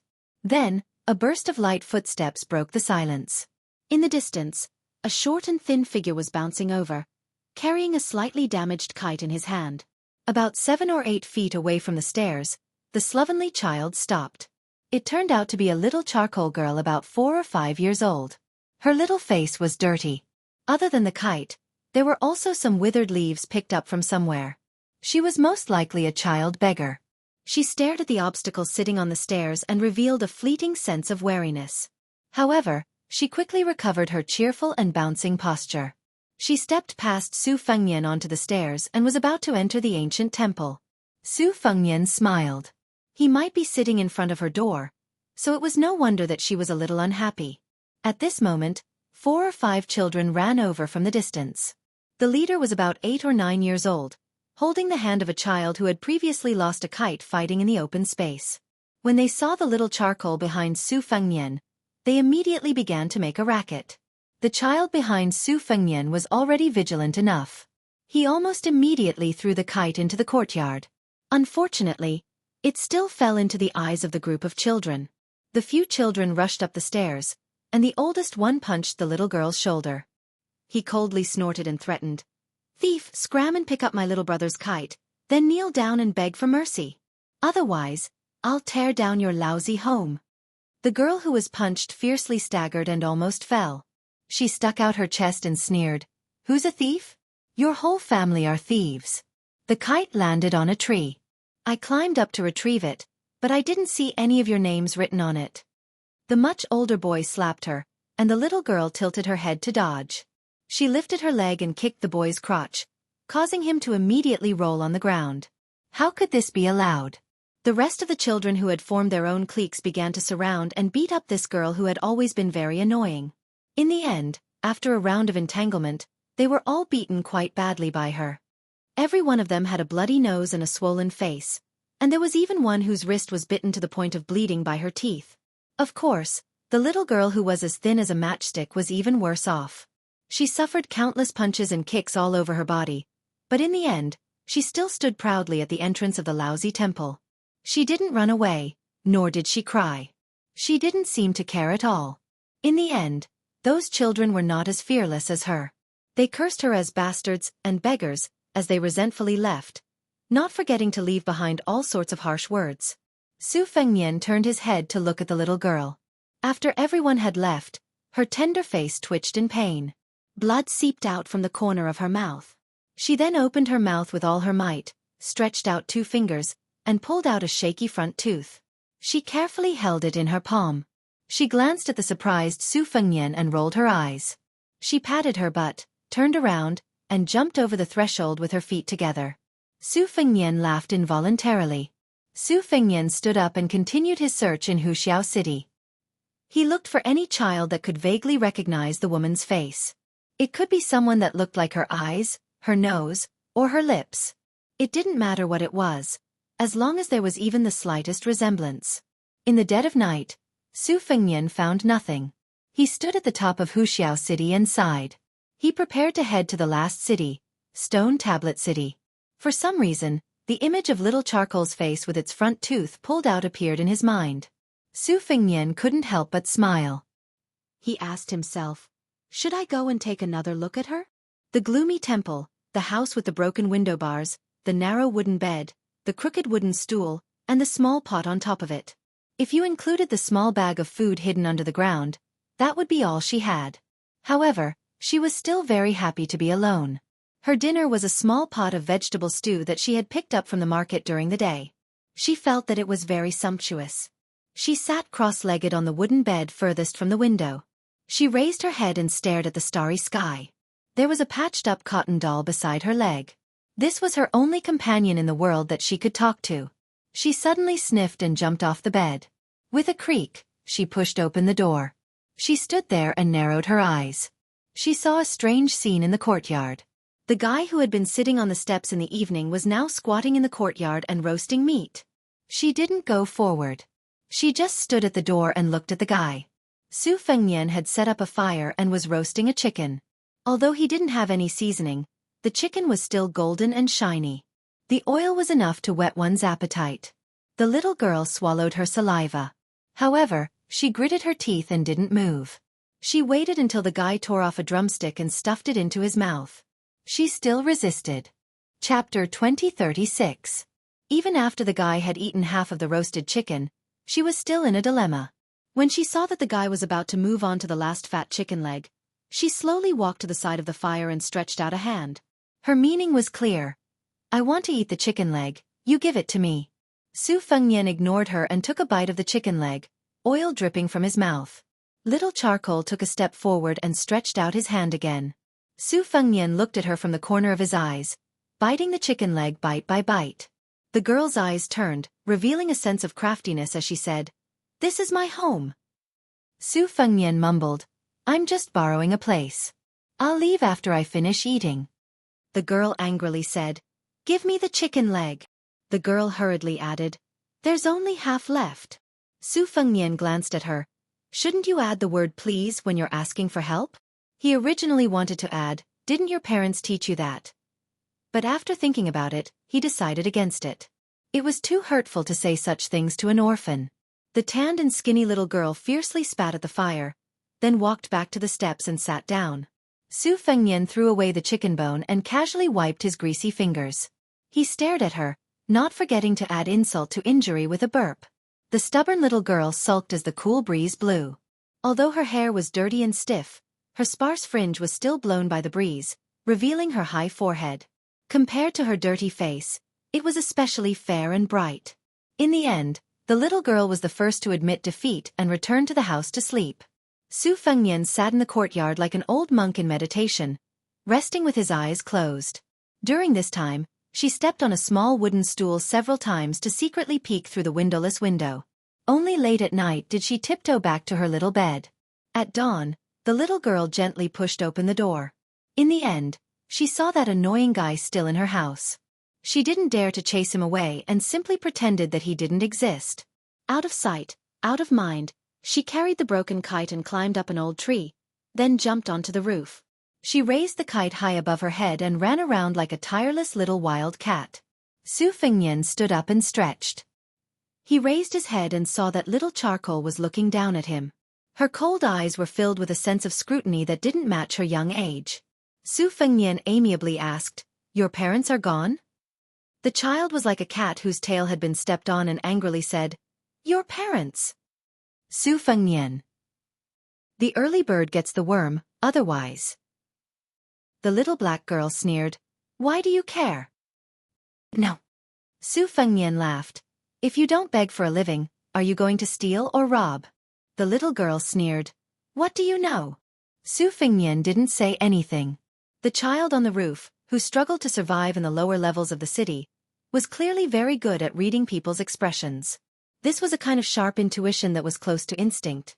She could fight with those children who were a few years older than her, because once she showed weakness, it meant that she would forever be bullied by them. Last year, her cotton doll was stolen by them when she wasn't home. Her little pot was also hidden by them, and they often threw stones through the window. However, she clearly didn't dare to really anger the adult man in the courtyard. Her habit of knowing when to advance and when to retreat might be an innate talent, but it was also forced out bit by her lonely and helpless situation. She was willing to steal things and pick up vegetables, but she just didn't want to be a little beggar on the street. She didn't know why. This year, she could go to the streams and rivers outside the city, which were not higher than her knees. She tried to use wood to catch fish, or used a broken dustpan to catch birds in the wild. She felt that when she grew up, she would be able to do more things. Anyway, she could live a good life by herself. She could wait until she grew taller, and then she would do that big thing. Su Fengnian saw the naughty little girl suddenly sit on the edge of the roof. She put down the kite, swung her legs, and looked to the south. Su Fengnian flew to the roof and sat down. After half an hour, she suddenly woke up. She turned her head and asked with a puzzled face, Hey, why did you climb up the tree? Su Fengnian was silent. She moved her but as if she wanted to get farther away from him, but in fact, she gently lifted up 2 broken tiles with her right hand and held a small wooden knife tightly. However, she didn't let Su Fengnian see it. Su Fengnian was still looking into the distance. He asked with a smile, Why did you hide a small wooden knife on the roof? Don't tell me you want to kill me? Her face suddenly changed. She suddenly stood up and faced Su Fengnian, holding the knife with both hands. Su Fengnian didn't know whether to laugh or cry. He said self-mockingly, Whether you believe it or not, I'm not a bad person. Well, to be precise, I might be a bad person, but I definitely won't have any bad intentions towards you. You can count it yourself. Is there anything valuable that I want? Is it a wooden knife? Is it a small broken pot or this broken house? She seemed to smile innocently. She said that's right, and waved the wooden knife a few times. However, Su Fengnian didn't need to look. He could clearly feel that her body was still tense. Su Fengnian was a bit puzzled. Had this child been bullied badly by those homeless people over the years? Otherwise, how could she be so sophisticated? She giggled and sat down again. She took out a blunt knife from under the tiles. She took the initiative to wave it at Su Fengnian, as if showing off that she had a knife. She saw that Su Fengnian didn't turn his head. She relaxed a bit and began to sharpen the knife. The small wooden knife was still a half-finished product. She had to continue refining the knife. Su Fengnian found that this little girl's expression would be quite meticulous when she was focused on something. Su Fengnian couldn't help but smile. He remembered his childhood. Was there a time when he was like her? He chatted with her, asking and answering questions. She didn't speak most of the time. What's your name? There was no response. Do you have friends? Of course. It was the cotton doll that they depended on each other for survival. How old are you? Why are you asking this? Did you make this small wooden knife yourself? She rolled her eyes. She was very dissatisfied with his obvious question. Your wooden knife is too different. It's straighter than the Mang knife, narrower than the cold knife, and slimmer than the famous southern Tang's how to ping zay. Hey, why are you nagging like a woman? Su Fengnian was silent. However, for the first time, she took the initiative to ask, What kind of knife is southern Tang's how to ping zay? Su Fengnian smiled and patiently explained, It's a kind of saber that looks like a large battle formation saber. It used to be very popular in the southern Tang royal family, and several famous sabers in the world were used as references. The little black girl curled her lips, her face full of disdain.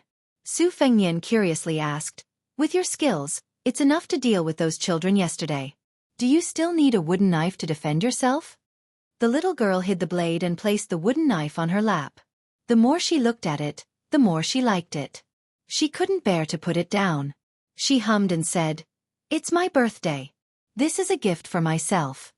Su Fengnian joked, "Little girl, you don't treat yourself badly." The little girl was furious. She turned her head and angrily glared at Su Fengnian. She bared her teeth and said, "What little girl? I pee standing up." Su Fengnian face-bombed, speechless. The little girl suddenly said, "Right, don't blame me for not reminding you. My father is the most powerful master and hero in the world. He kills people without blinking. If you dare to provoke me, I'll let him beat you to death. I don't think you're a bad person, so I'm telling you. This is a secret." Su Fengnian smiled and asked, "Is your father really that powerful? A master? How high is he?" The little black girl's face was filled with pride. She clicked her tongue and said, 10 stories high. No, it's 100 stories high. Are you afraid? Su Fengnian was stunned for a moment. He then laughed and said, "I don't believe it. If your father is such a powerful master, would you still be here and not even be able to eat a chicken drumstick?" She was silent for a moment.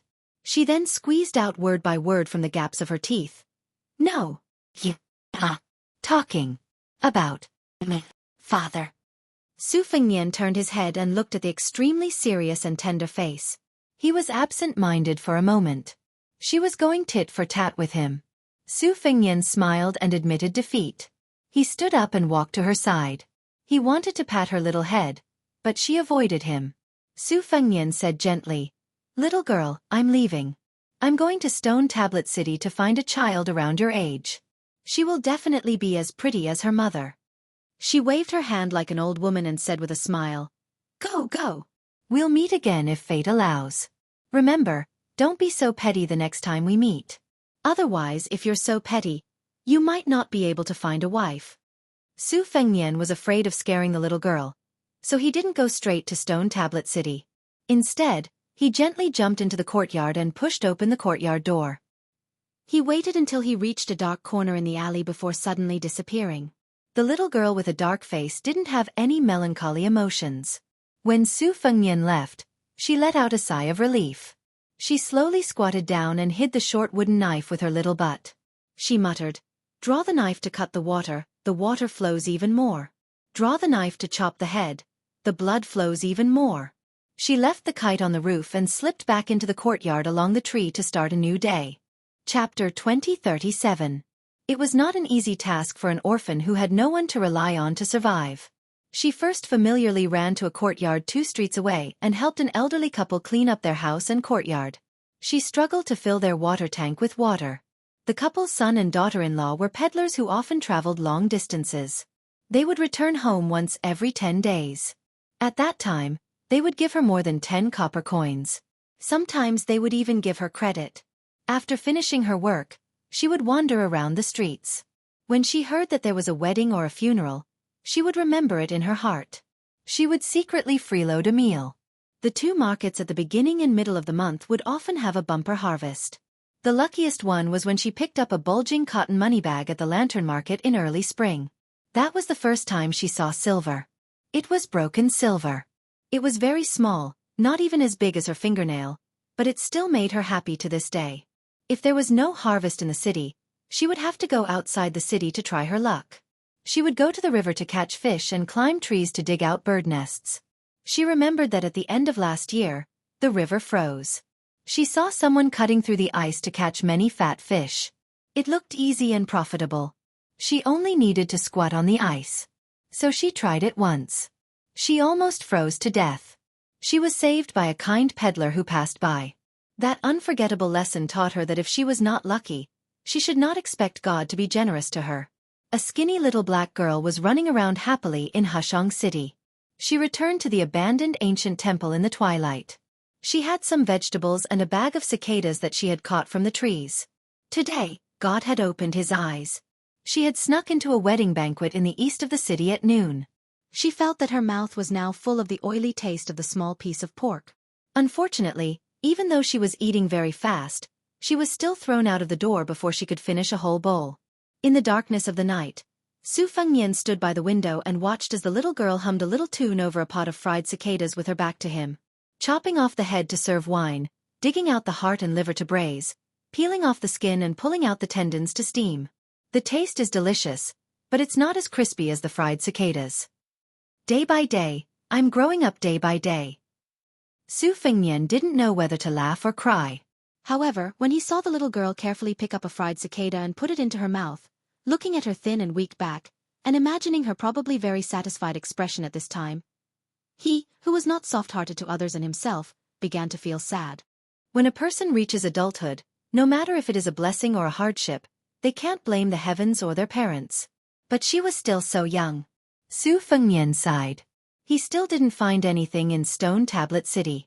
Logically, he should immediately return to the Bailiang army. However, on the way back, he thought of this little piece of charcoal and inexplicably returned to the ancient temple in Huyen City. The little girl suddenly turned her head and saw Su Fengnian outside the window. She was stunned for a moment, then continued to eat the delicious fried cicadas with her cheeks moving. Taoyie's cravings were particular about not eating unless it was in season. However, poor people had no choice but to eat when it was in season. If it was in a rich family, fried cicadas would be considered an unconventional dish. Although it wouldn't be on the table, it was still a rather vulgar and elegant dish. The little girl asked curiously, "You didn't go to Stone Tablet City?" Su Fengnian nodded. She hesitated for a moment. Although her heart ached, she pretended to be magnanimous and said, "Hungry? Have you eaten? If you haven't, let me treat you to a meal?" Su Fengnian smiled and said, "Sure." The little girl clearly hoped that this fellow would reply that he had eaten, but she couldn't change her mind. She could only bitterly wave at Su Fengnian. There were still 7 fried cicadas in the pot. She took 4 of them to her side. She glanced at that fellow from the corner of her eye and returned one to him. Su Fengnian squatted down facing her and put one of the fried cicadas into his mouth. Not only was it tasteless, but there was also an earthy taste without any seasoning. However, Su Fengnian couldn't help but think of the shabby scene when he traveled to Jianghu with old Huang. Unknowingly, a smile appeared on his face. She asked proudly, "Is it delicious?"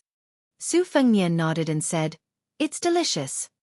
She hesitated for a moment before patting her stomach. She pretended to be generous and said, "I'm full. You can have the rest." After Su Fengnian ate 4 fried cicadas, he shook his head and said with a smile, "No need. I can withstand hunger better than you." She tilted her head and asked, "You really don't want to eat?" Su Fengnian nodded. While she was eating the fried cicadas, he looked around. The little girl took the opportunity to look at him. She clapped her hands and asked, "Do you want to enjoy the shade?" Seeing that Su Fengnian didn't object, she took this fellow who she didn't hate or fear to climb up the tree to the roof. Together, they lay down and looked at the starry sky. She whispered, "Don't you have a home?" Su Fengnian rested his head on his arm and said with a smile, "Yes, and it's bigger than your home." She curled her lips and said, Hey, don't brag. My home is still small. Such a big place is all mine." A meteor streaked across the sky. The little girl quickly closed her eyes and made a wish. Su Fengnian said softly, "You made a wish? What wish?" The little girl rolled her eyes and said, "Didn't your parents tell you that a wish won't come true if you say it out loud?" Su Fengnian looked at the gorgeous summer sky and said softly, "Let me tell you, in fact, whether you say it out loud or not, whether you tell others or not, it won't come true." The little girl hurriedly spat a few times and turned her head to angrily stare at this guy with a crow's mouth. Su Fengnian smiled apologetically and said, "That's my own experience. Maybe you're different." The two of them were silent for a long time. She suddenly asked, "Have you ever ridden a horse?" Su Fengnian said, "Of course, I've ridden a horse since I was very, very young. Why, do you want to ride a horse?" She lowered her voice and said mysteriously, "Let me tell you a secret. My father has many, many horses. My father has 10,000 horses. No, 100,000 horses." Su Fengnian laughed and teased, "Little girl, do you know how many 100,000 horses are? If you let the horses run next to each other, from a high place, the backs of the horses will look like the earth." She whispered, "So it's like that." Su Fengnian lay on his side and looked at her and said, "You treated me to 4 fried cicadas, so I can grant you 4 wishes. For example, you can ask me to treat you to a chicken leg, give you 1 tael of silver, or something. I will try my best to satisfy you. How about it? Am I not a bad customer? The little girl shook her head and said seriously, My mother said to treat people with sincerity. I gave you those fried cicadas, not sold them to you. Besides, even if I really sold them, they wouldn't sell for a copper coin. Su Fengnian reached out and pinched her cheek. The little girl didn't refuse, but she didn't give Su Fengnian a good look. She suddenly sighed and said, When I was young, Su Fengnian couldn't help but laugh and interrupted her, You're also very young now. She stared at him and continued, When I was young, my mother said that in the far south every summer, there would be something called fireflies. They would fly around and they were very beautiful. Su Fengnian smiled and said, That's right. The poets there like to call them Xiaozhu, nightlight, Jingtian, and so on. She blinked her sparkling eyes and curiously asked, Do they really emit light? Why? I asked my mother, but she didn't tell me. She told me to ask my father, but my father didn't tell me. Su Fengnian seriously replied, That's because the fireflies have light sacs in their tails.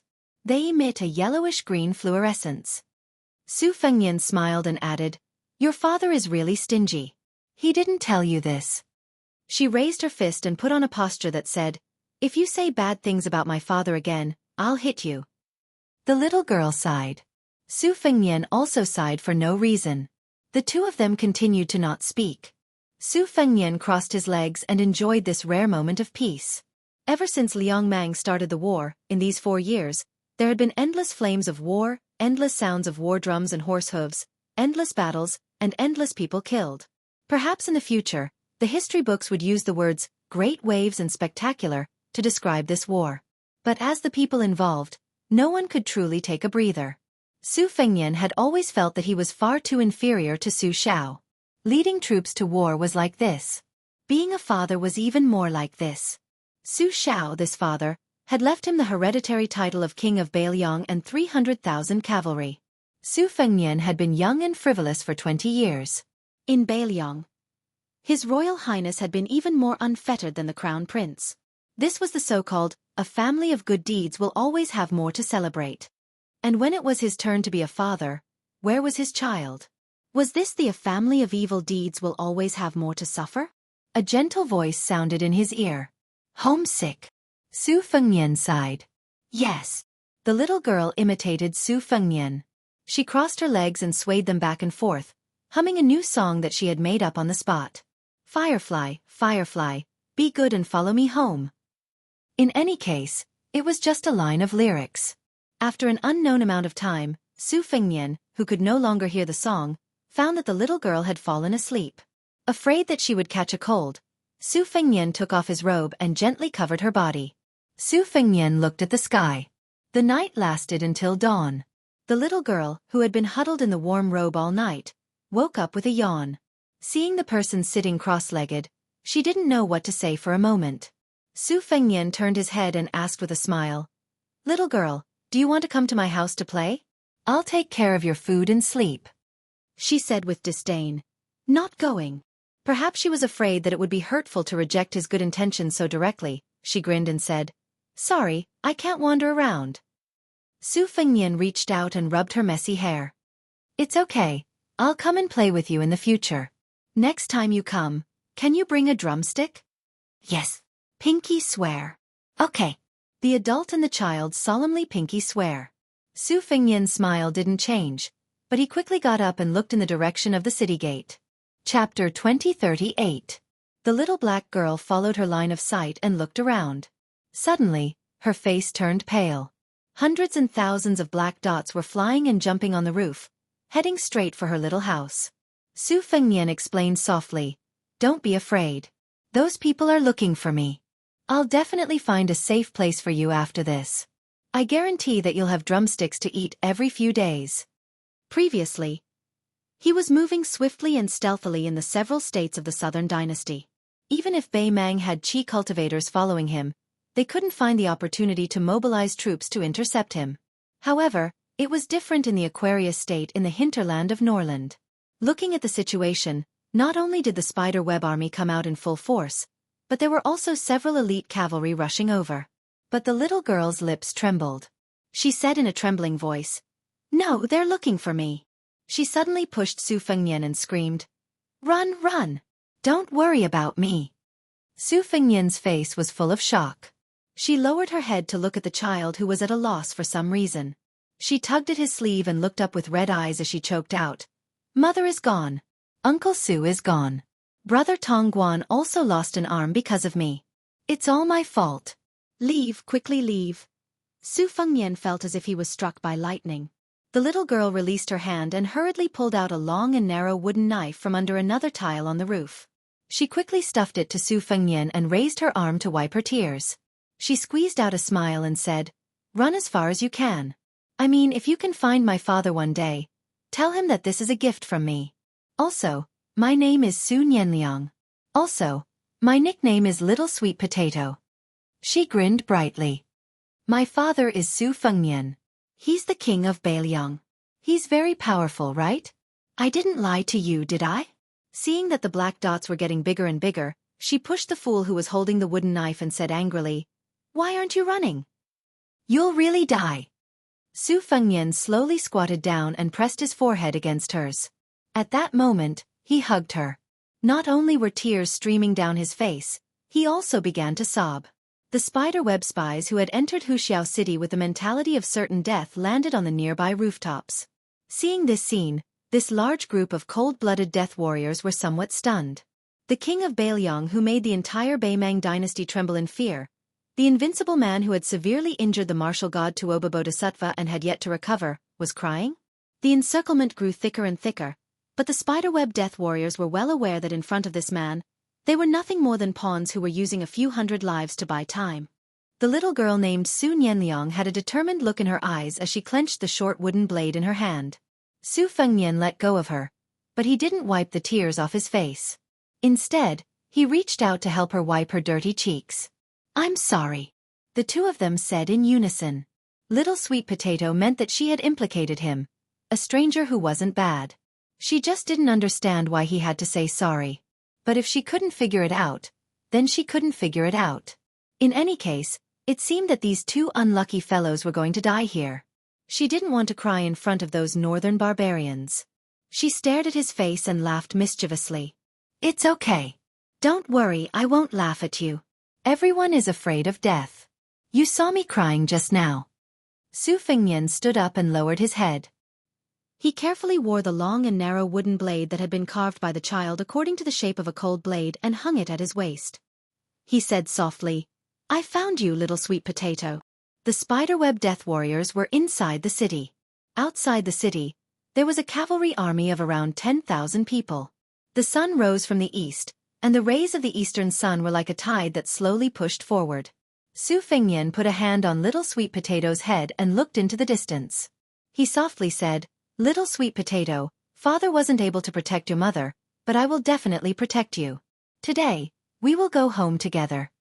The child stood beside Su Fengnian in a daze, and then she burst into tears.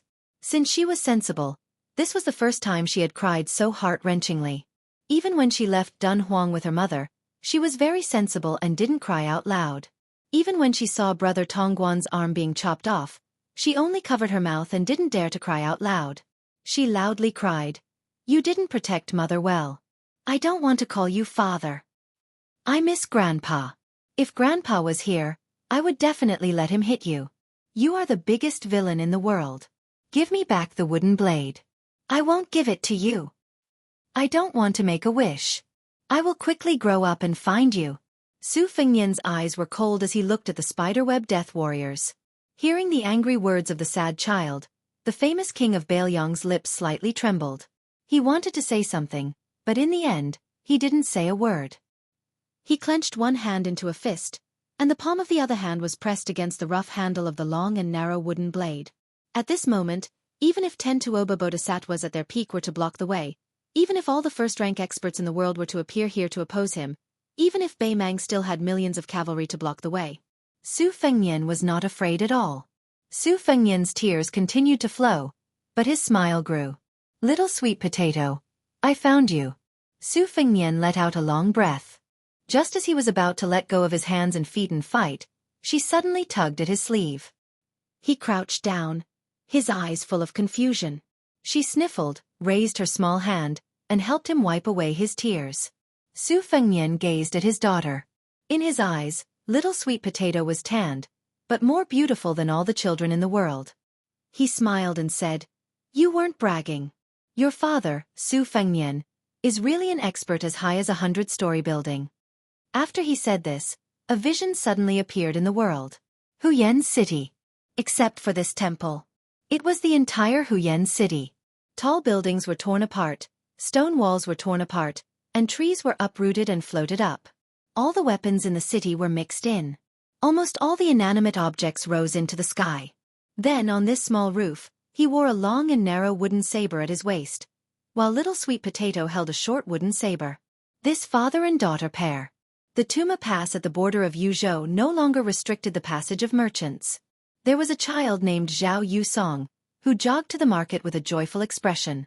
In the past year, he liked to squat on the small low wall with his friends, watching the Beiliang cavalry enter and leave. Their teacher from outside the village was originally the strictest. Although he was young, he was more knowledgeable than Mr. Hong. According to the new teacher, he came from the Central Plains, Gangnam-do. The teacher always liked to talk about the local conditions and customs there, saying that he hoped the students could travel to their hometown and study. He said that no matter where the student came from, they should read thousands of books and travel thousands of miles, so that they could not live in vain. Today, the strict teacher from the village actually drank alcohol.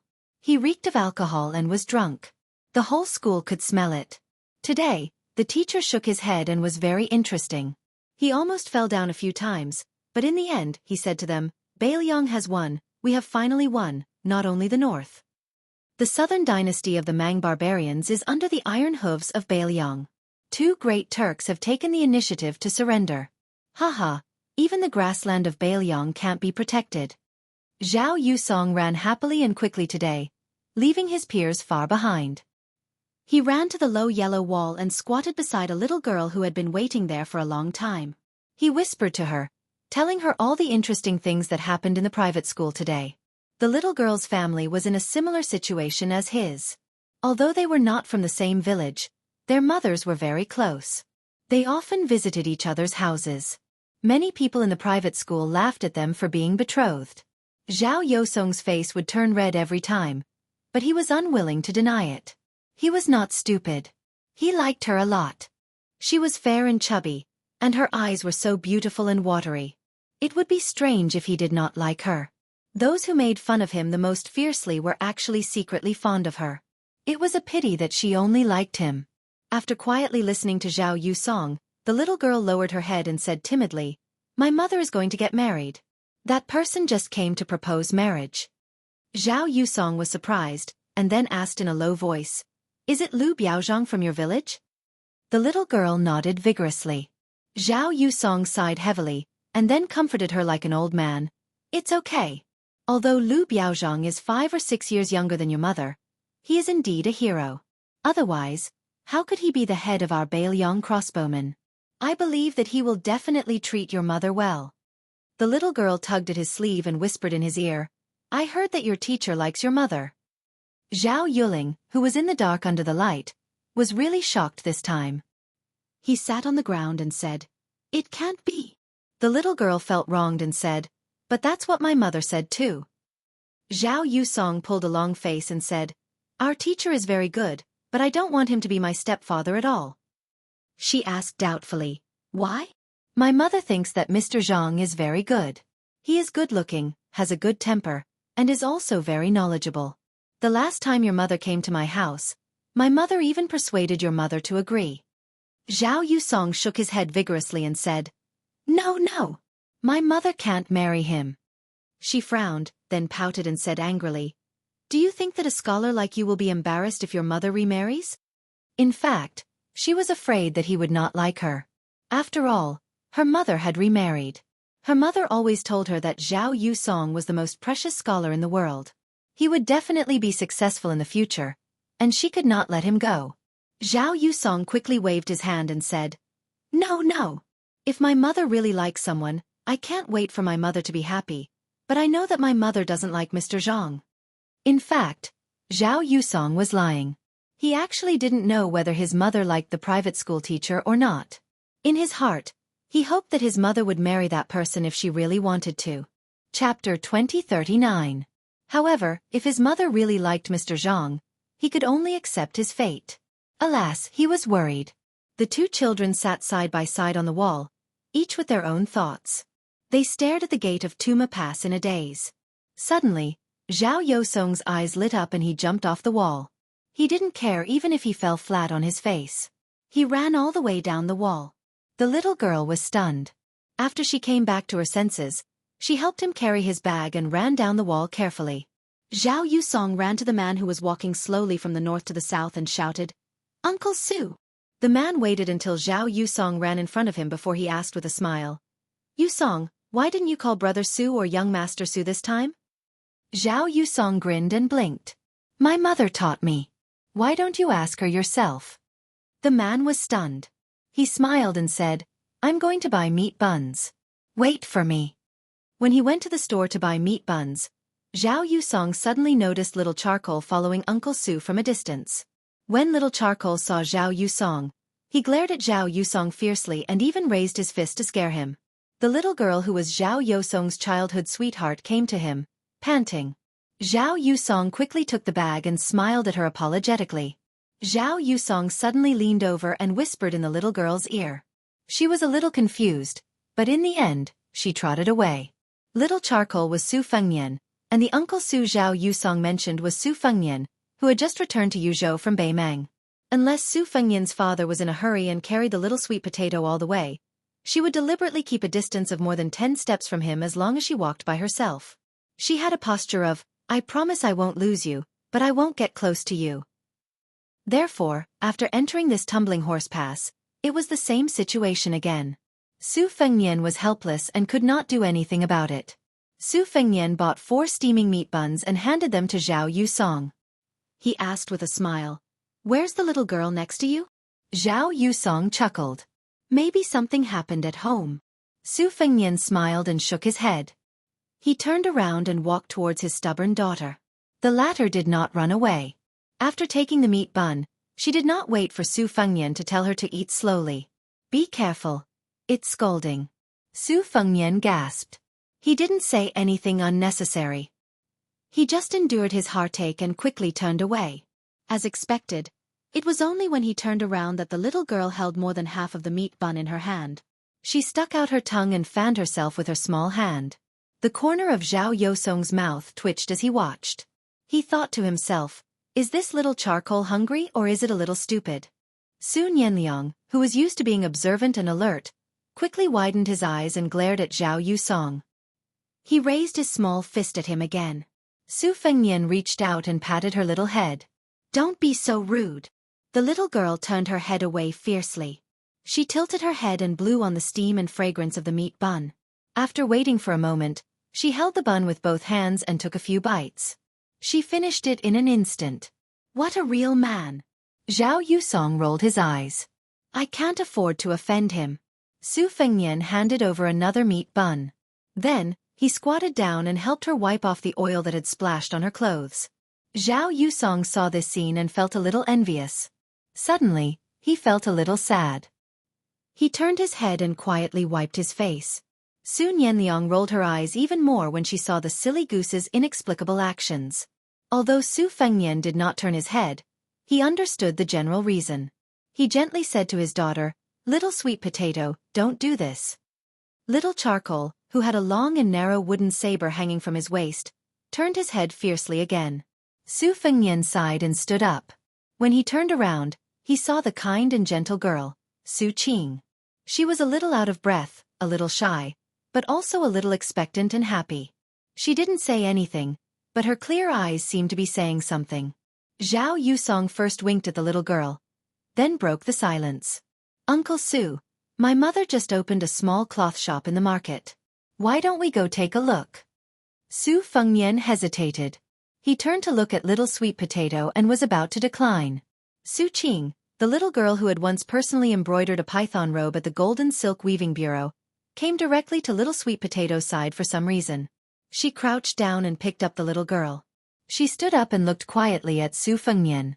Su Fengnian looked at little sweet potato who was flustered but did not struggle too much. He felt a little amused and nodded.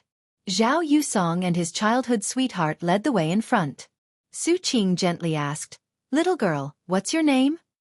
The little charcoal child immediately cried, "My name is Su Nianliang." Su Qing softly said, "Yes, you look like your father." Little sweet potato wiped her tears and shook her head. "I don't look like him. I only look like my mother."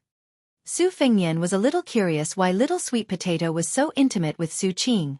It was probably Su Qing's unique gentleness that came from the bottom of her heart that made this lonely and helpless child feel nostalgic.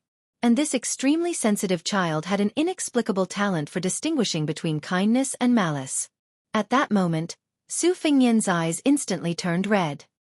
He turned his head and gently exhaled. On the way to the south, Su Fengnian had suffered a lot. If she had the slightest interest in chatting, "Su, how many women do you have in Beiliang?" "Oh, you're so hesitant. That means a lot." "TSK. TSK. You're indeed the king of Beiliang." If she was in a particularly bad mood, "Su." "Yes. Do you believe that I'll beat you into a pig's head with a wooden knife?" "I believe you." "You don't believe me at all." Dozens of wooden knives were thrown at him. He didn't dodge. If she was in a slightly better mood. "Hey, is that Mount Qingliang that you mentioned as big as my house?" "Yes, it's a little bigger." "You're lying." Yet another round of wooden sabers. But it was less than when she was angry. If she was in a rare good mood. "Hey, Su Fengnian. Is Jiangnan a place further south than Beiliang?" "Yes." "Then have you seen the sea? It's very, very big." "I've seen it, but I've only seen the East China Sea. I've never been to the South China Sea. Shall we go together in the future?" "I'll go alone." "Then you'll have to wait until you're older. Otherwise I won't be at ease." Then Su Fengnian was beaten again. Only when she was in a good mood, little sweet potato would ride on her father's neck, put her little chin on her father's head, and didn't say a word. She just sniffed gently, but she didn't cry out loud. Occasionally, when the two of them rested halfway, little sweet potato would look to the north alone, lost in thought. At that time, the man was either standing beside her or sitting behind her, silent and not daring to speak. Little sweet potato's lips curled up for the only time. On their way back, they met a Beiliang frontier army at the border of Dragon Waste State. They were going to drive straight into the grassland of Beiliang, the 6,000 Su family iron cavalry. He stopped carrying her. She took the initiative to ride on his neck, opened her eyes wide, and looked at the unfamiliar cavalry with a curious face. The 6,000 iron cavalry of the frontier army dismounted at the same time. After seeing the little girl riding on the young king's neck, everyone was excited.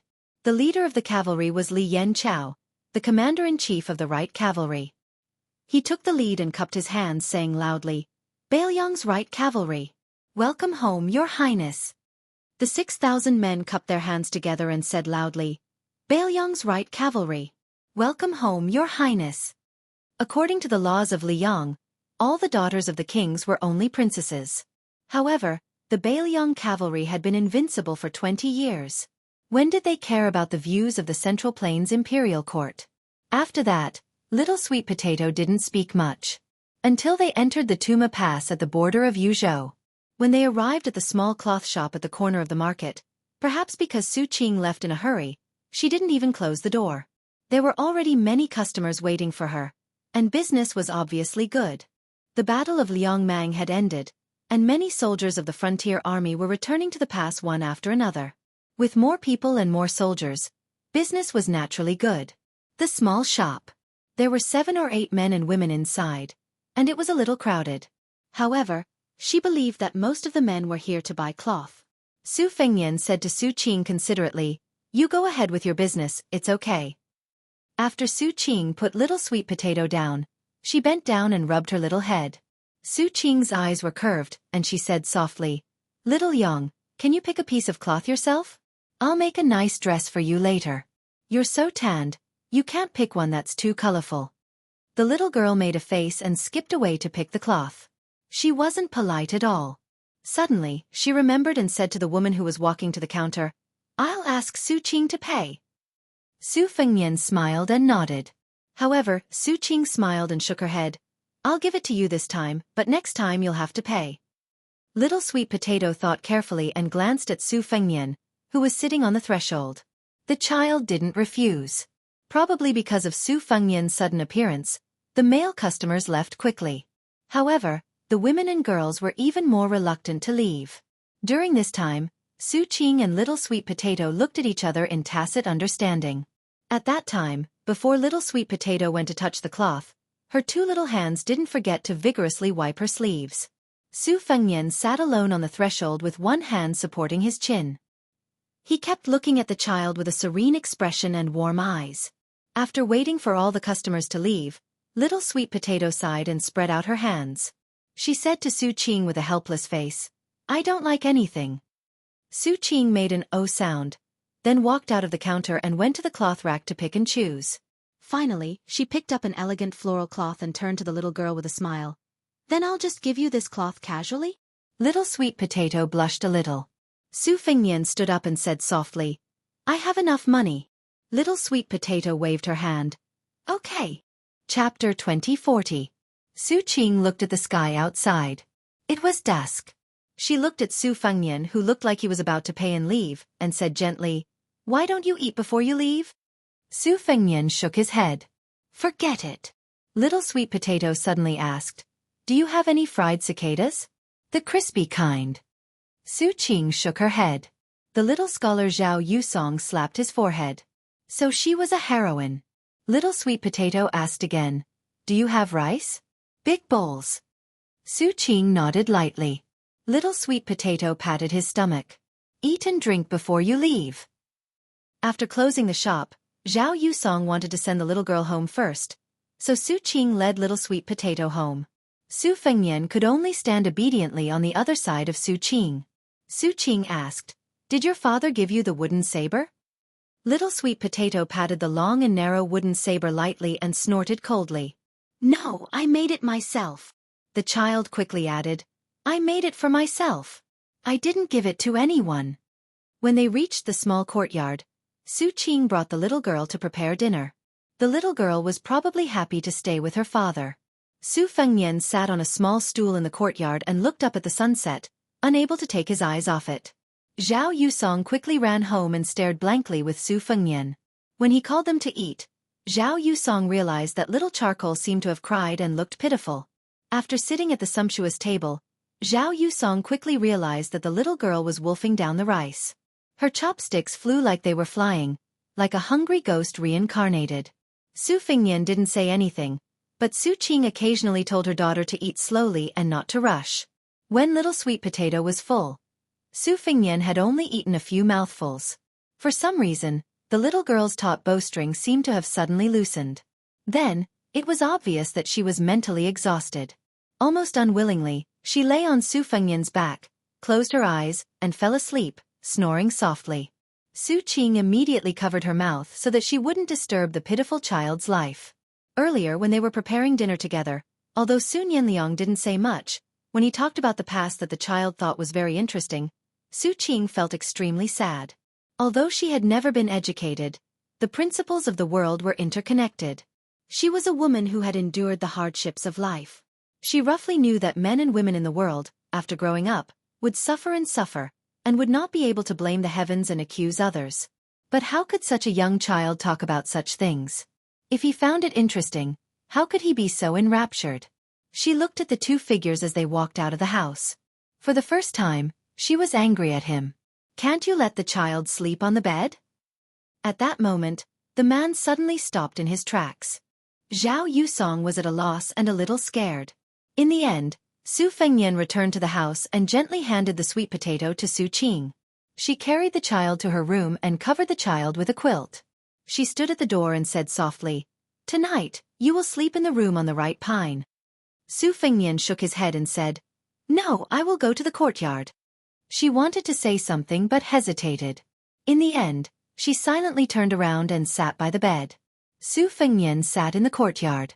Zhao Yusong chatted with him in a low voice for a while, then said that he was going to do the homework left by the private school teacher. Su Fengnian said softly, "Study hard.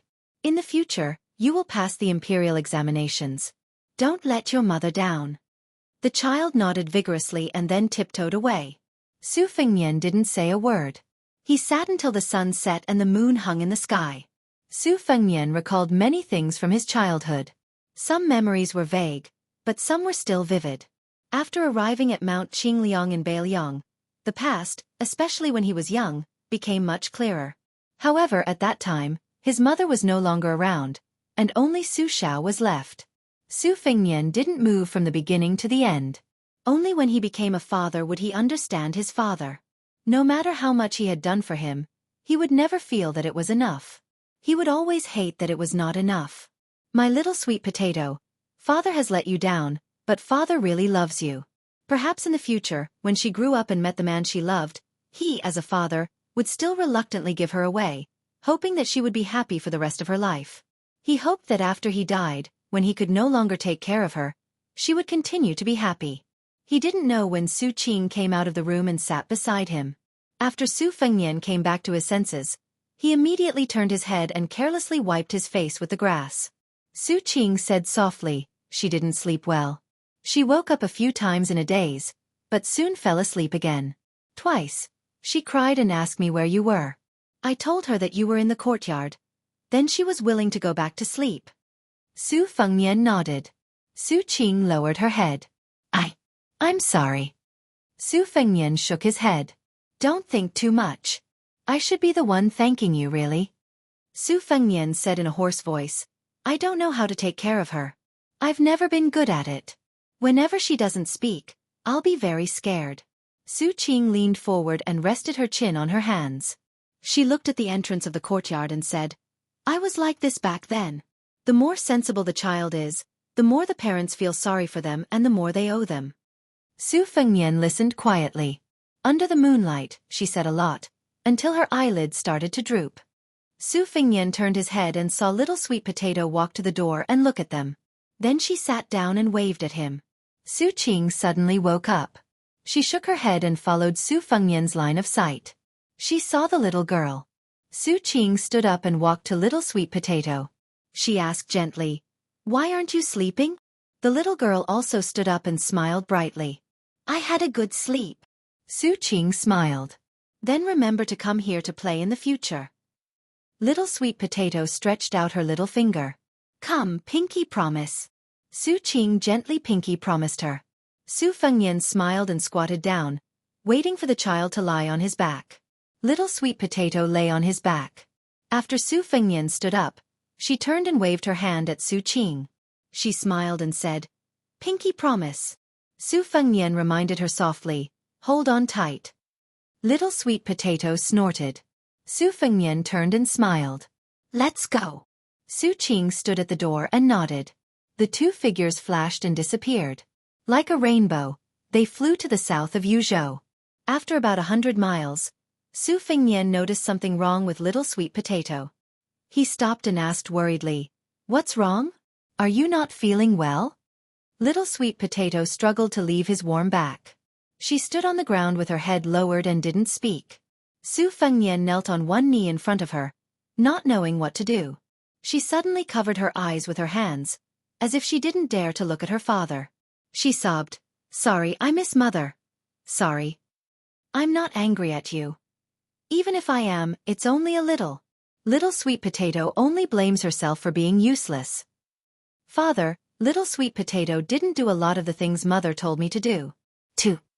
At that moment, Su Fengnian covered his mouth and slowly lowered his head. This man who had never retreated half a step outside the imperial astronomer of Great Peace City, outside Beiliang's Fengbei City, was afraid that his child would feel that her father wasn't the hero in her heart. Little sweet potato put down her hands and stopped crying. She took a deep breath and suddenly hugged her father's neck and said loudly, "Father! You're not allowed to cry. Good men bleed and don't cry." She rode on his neck again. This time, he slowly headed south. "Father, what are my grandpa and grandma like?" "Your grandpa, his temper is the best. Your grandma is the most beautiful. Then when you were disobedient, did grandpa hit you?" "Haha, he couldn't bear to." "Then if I'm disobedient in the future, will you hit me?" "I also couldn't bear to." Then if bad people bully little sweet potato in the future, what will you do? I mean, there will be a lot of bad people, even more than last time we were in the north. A lot more. Father will beat 10 Tuoba bodhisattvas until their parents won't recognize them. N? What does that mean? You'll understand when you grow up.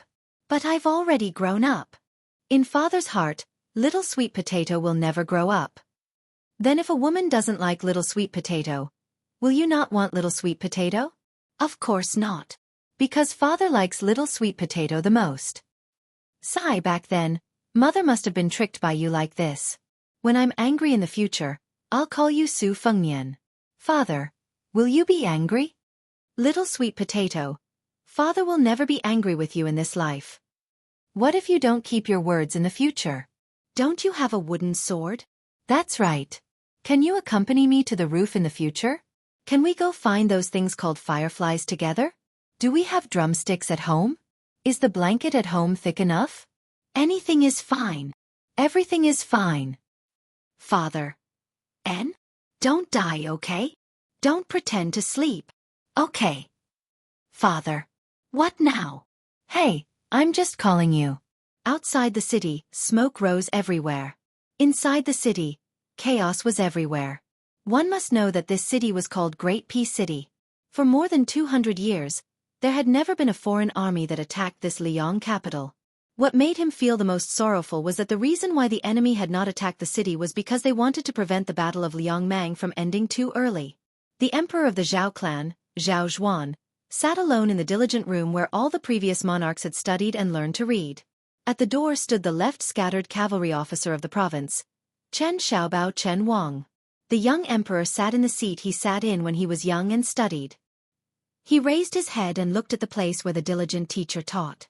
No one knew whether this young monarch, who originally had lofty ambitions, was angry or regretful in the depths of his heart. Chapter 2041. Strangely, this emperor, from the time he was a prince to his ascension to the throne, did not have a bad reputation at all. In fact, even if he was not the eldest son of the previous emperor, his ascension to the throne was still very justified and seemed to be supported by the people. After he sat on the throne, there was nothing wrong with it. He had the magnanimity of a scholar, the bearing of a wise emperor, and the popularity of the people. But in the end, the Liang dynasty that unified the Central Plains, the old emperor Zhao Li, and the previous emperor Zhao Dun, passed to Zhao Zhuan and died in his hands.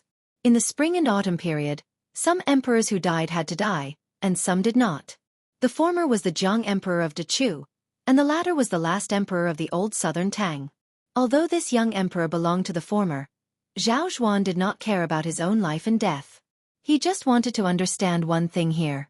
Why did he lose silently in the end, like a tall building that suddenly collapsed and fell apart in an instant, and there was no time to remedy it? Was it his great-grandfather's fault? Or was it the Zhao family's foundation that was on the verge of collapse in his father's hands? The emperor, who had his back to Chen Wang, looked calm. Chen Wang suddenly saw the young eunuch standing at the end of the corridor. Chen Wang wanted to say something but stopped. The eunuch walked slowly along the corridor, brushed past Chen Wang, and continued to walk. Finally, he turned a corner and disappeared. From the beginning to the end, there was no sound. Chen Wang closed his eyes, his face full of pain. It was unknown when the Empress, Yan Dongwu, had arrived. Even at this moment, she was still as graceful as ever. Chen Wang made way for her and bowed. Yan Dongwu nodded and returned the greeting. She walked into the room and sat beside the emperor in silence. Zhao Zhuan turned his head and smiled. "You're here." Yan Dongwu smiled. "To accompany you." Zhao Zhuan said softly, "I thought Lu Shang would be like Wu Zhongshuan and Song Li, surrendering when he saw the situation was not good. Unexpectedly, he fought to the end and lost most of his troops. I thought that the Prince of Jiaodong, Zhao Sui, and his son, Zhao Yi, would bide their time like Gu Jiantang. Unexpectedly, the father and son led their troops to the south, and all the cavalry under their command died in battle. I also thought that Huanghuai Jidushi Su Gong would die in battle for the country just like Lu Shang and Zhao Sui. Unexpectedly today, he sent someone to give me a secret letter.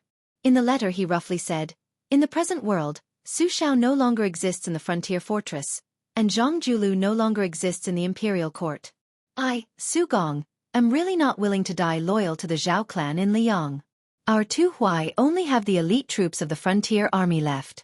Rather than fighting each other to the death in the Central Plains territory, it would be better to be like the Beiliang frontier army, where everybody dies facing the north with their backs to the south. Zhao Zhuan chuckled and said, "The last sentence of the border general who is the pillar of the country is if your majesty doesn't agree, I can't do anything about it." Yan Dongwu's eyes were sharp, a traitor who brings disaster to the country. Zhao Zhuan shook his head and said self-deprecatingly, "He's just not very loyal. He doesn't bring disaster to the country." In the beginning, Su Gong still won many key battles.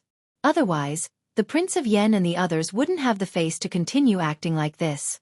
This letter, Su Gong, isn't for me to read. It's actually for Zhao Bing and Zhao Zhu to read. Our great General Su has put a lot of thought into this. Yan Dongwu gritted his teeth and said, "The most hateful one is Chen Zhibao. The most shameful one is Gu Jiantang." Zhao Zhuan still shook his head. No matter how strong Chen Zhibao's 60,000 infantry and 20,000 elite cavalry are, and no matter how skilled the white-robed war saint is at using troops, they can't completely stop the two Liao border armies from moving south. This is partly because Gu Jiantang is unwilling to exhaust his elite troops, and partly because the generals under his command have to hide their strength. Zhao Zhuan sighed and said, "No matter what, Chen Zhibao is indeed worthy of the reputation of the white-robed war saint. No wonder the previous emperor praised him so much." Yan Dongwu's expression was lonely. Zhao Zhuan smiled and said, "I should be glad that Chen Zhibao didn't stay in Beiliang to assist that person. Otherwise, not only would this world not lose to me, it wouldn't be surnamed Zhao." Yan Dongwu lowered his head and rubbed his stomach.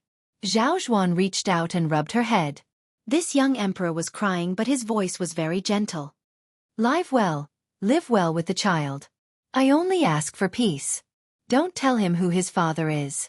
Zhao Zhuan seemed to be speaking to someone who didn't exist. "You and the Zhao family have been friends for hundreds of years. Zhao Zhuan only asks that old immortal take her and leave Great Peace City safely." A sigh sounded from somewhere, as if it was by his ear or at the edge of the sky. Then a word was said. "Okay." This day, the Emperor of Liang, Zhao Zhuan, held the Jade Seal and personally came out of the city to surrender. The person who surrendered was not Zhao Sun, who had just become emperor a decade ago, or even Zhao Bing, the king of Yan, but His Royal Highness Zhao Zhu. In the early years, after Zhao Zhu and Chen Jibao's group parted, Xianxia's last words to Zhao Zhu on the mountain peak were as she had said. Many years later, in the winter when the auspicious year was changed to Xianxia, she was the empress of the new dynasty of Liang. In the capital that had been changed to Peaceful City, in the wooing hall that had not been renamed, a slender man in blue robes slowly walked into the hall. He had a cold blade at his waist and was bathed in blood. Behind him was a woman in white robes. She had the spring thunder embroidered winter blades at her waist. She helped the former guard the entrance to the hall. Outside the hall were thousands of armored imperial guards. She, who was already the empress, still stood with her sword on that day. She stood in the hall and stood between two men. One was the most noble man in the world, the other was the most invincible man in the world. They had once been the best of brothers. The former had wanted to kill the latter, but he had not succeeded. The moment the latter stepped into the hole, he put the cold blade back into its scabbard. This action was filled with undisguised disdain. His gaze passed over the woman's figure, but he did not speak. The new emperor, Zhao Zhu, who was wearing a dragon robe, slowly stood up from the dragon throne. He walked down the stairs step by step and stood in front of Xianxia, facing the man face to face. Xianxia angrily rebuked with a trembling voice. "Su Fengnian, do you really want the world to fall into chaos again? Do you know how many soldiers and civilians will die in vain in Beiliang and the Central Plains?" The man in blue robes did not pay any attention to the woman who was the mother of the world. He only looked at the dragon robe quietly and asked, "Why?" Zhao Zhu calmly said, "The little beggar wants to treat you to the best wine, but the Emperor Zhao Zhu wants to never have any future troubles. The descendants of the Zhao family can sit back and relax. It's that simple." The man smiled and asked again, "Can't we sit down, drink and talk nicely?" Zhao Zhu shook his head and said, "This is why I, Zhao Zhu, can wear this robe now." Seeing the man reach out to grab the hilt of the blade, Zhao Zhu just closed his eyes and remained motionless, waiting for death. Xianxia was just about to rush forward when Jianghu grabbed her arm tightly. With a pale face, her fingers loosened and the long sword fell to the ground. Yes. A capital city, hundreds of masters, a total of 30,000 iron armors could not stop him. How could she, Xianxia, stop him? She also closed her eyes, but both of her hands were holding her man's arm. She did not know when, but she seemed to notice that the emperor staggered backward, as if someone had punched him in the chest. She suddenly opened her eyes and turned her head to see Zhao Zhu's blank face, but he was unharmed. The man withdrew his fist and turned to leave. He said softly, "Treat Beiliang well in the future. I will watch you from outside the capital, little beggar." The man and the white fox's faces disappeared in a flash. Zhao Zhu lowered his head and said in a choked voice, "The little beggar was wrong, really wrong." Other than her, no one else was listening. The Jianghu was gone, and the misty rain was gone. After this life turned around, there would be no wind, rain, or sunshine. Shining spears and armored horses. Freehand and romantic. Impassioned. It was a magnificent sight. Awe-inspiring righteousness. The sound of books. The bead curtain tinkled. The world was at peace. Outside the capital, two riders were on a long journey. A heavy snowfall fell on the human world. The white fox's face asked, "No regrets?" The green-robed Su Fengnian smiled and said, "Only for Beiliang with a clear conscience." The white fox's face was full of anger. "But you disappoint me." The Su Fengnian's face was gentle. He turned his head and asked with a smile, "Then what should we do?" The white fox's face snorted and did not look at him. She blushed for the first time and said in a matter-of-fact tone, "Beggar Su, you can be my wife." The Su Fengnian gave her a thumbs up. Skillful work. His Royal Highness must be rewarded. The white fox's face stretched and the corners of her mouth curled up. She said angrily, "But my wife's wives are a little too many. Let me count: Jiang and I, Lu Qingyan, Wang Chudong, Sweet Potato, Bluebird, Pei Nanwei, Huyen Guanyin." She kept counting, but why did it feel like there was no end?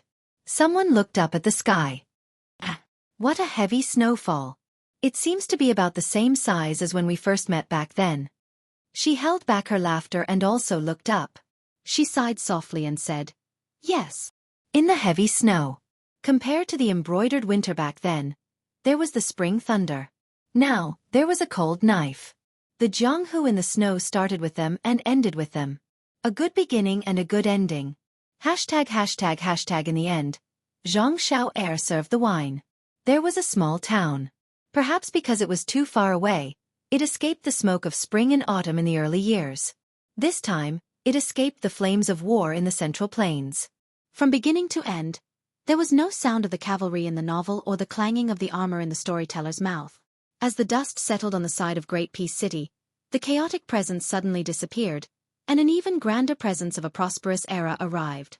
For this small town, the most direct and obvious scene was the increasing number of customers who went to the brothers' building to drink and listen to storytelling. In the end, it was overcrowded. Some customers who happened to be shy in their pockets took the opportunity to tell the restaurant's manager that they did not care about the location and could drink at the door. After all, it would not affect the storyteller's storytelling. Chapter 2042. Everyone within a 100-mile radius knew that the signature of this restaurant was not some rare wine or fine wine, nor was there any seductive woman selling wine. Instead, it was the elderly storyteller of the restaurant who sat alone in the center of the main hall, surrounded by tables of wine on all sides. The old man sat on a small stool with a small table beside him.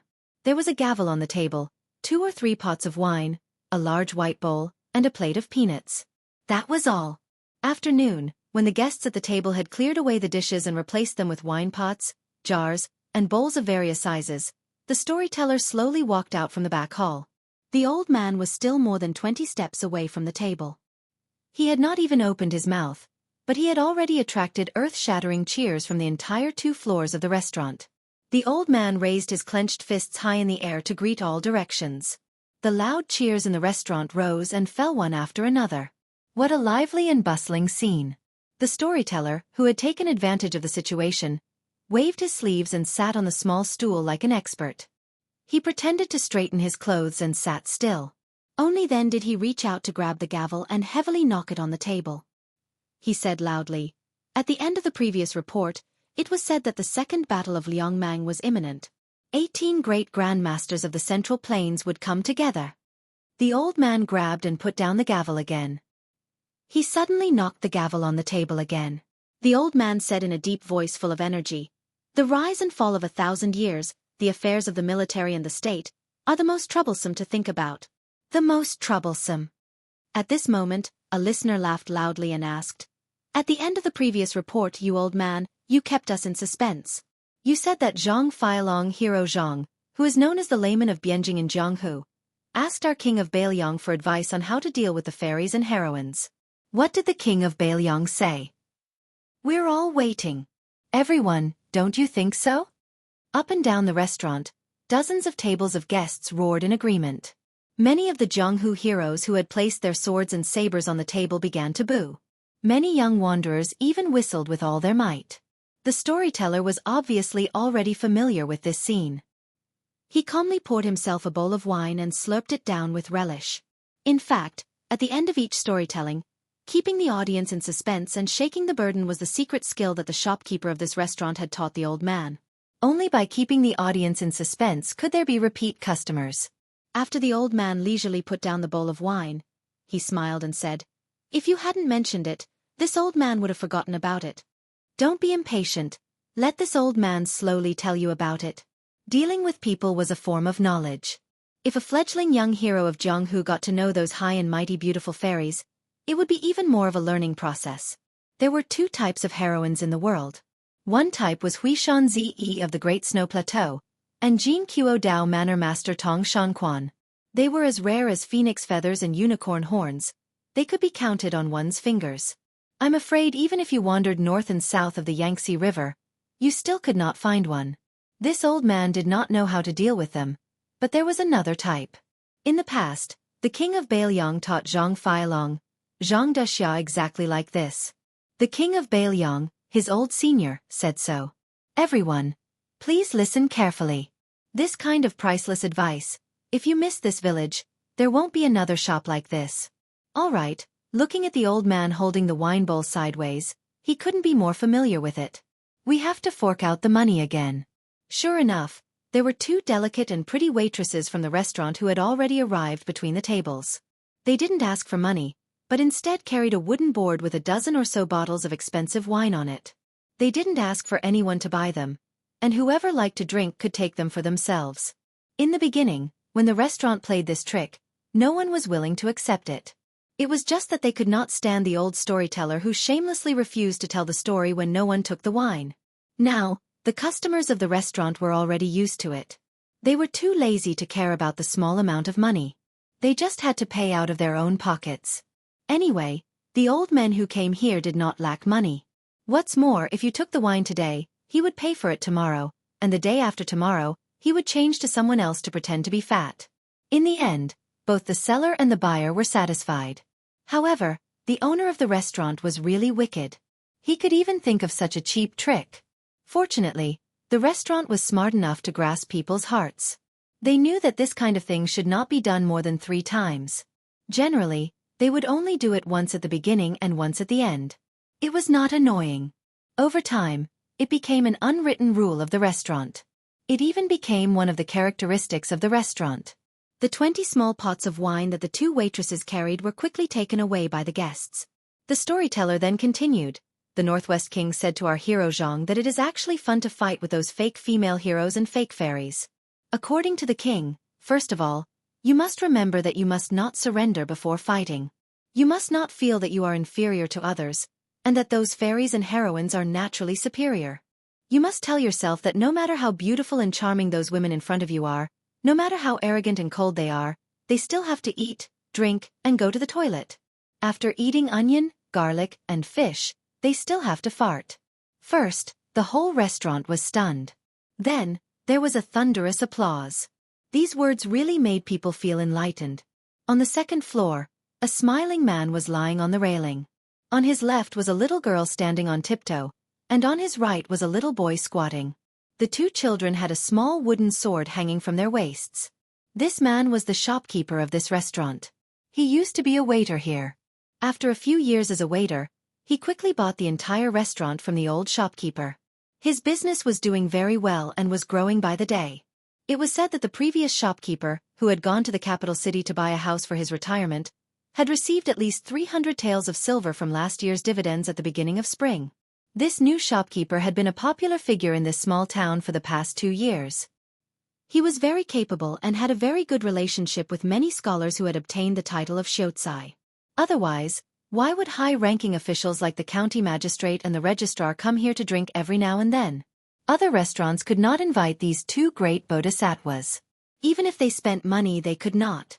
A delicate and gentle woman gently came to the man's side and held her daughter's tender hand. When the man turned to look at her with a smile, she glared at him. Then she could not help but laugh and complain, "The children are all listening." The man scratched his head. "It's not a bad thing. If they listen, then so be it. Tuan Tuan and Yuan Yuan won't understand."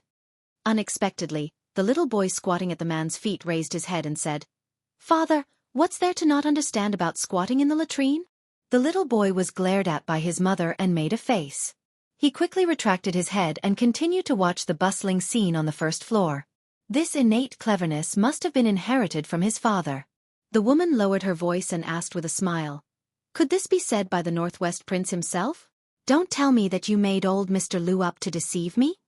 The man smiled. "Whether the Northwest Prince said it or not, how would a commoner like me know? But that brother of mine who mingled in the pugilistic world really said that back then."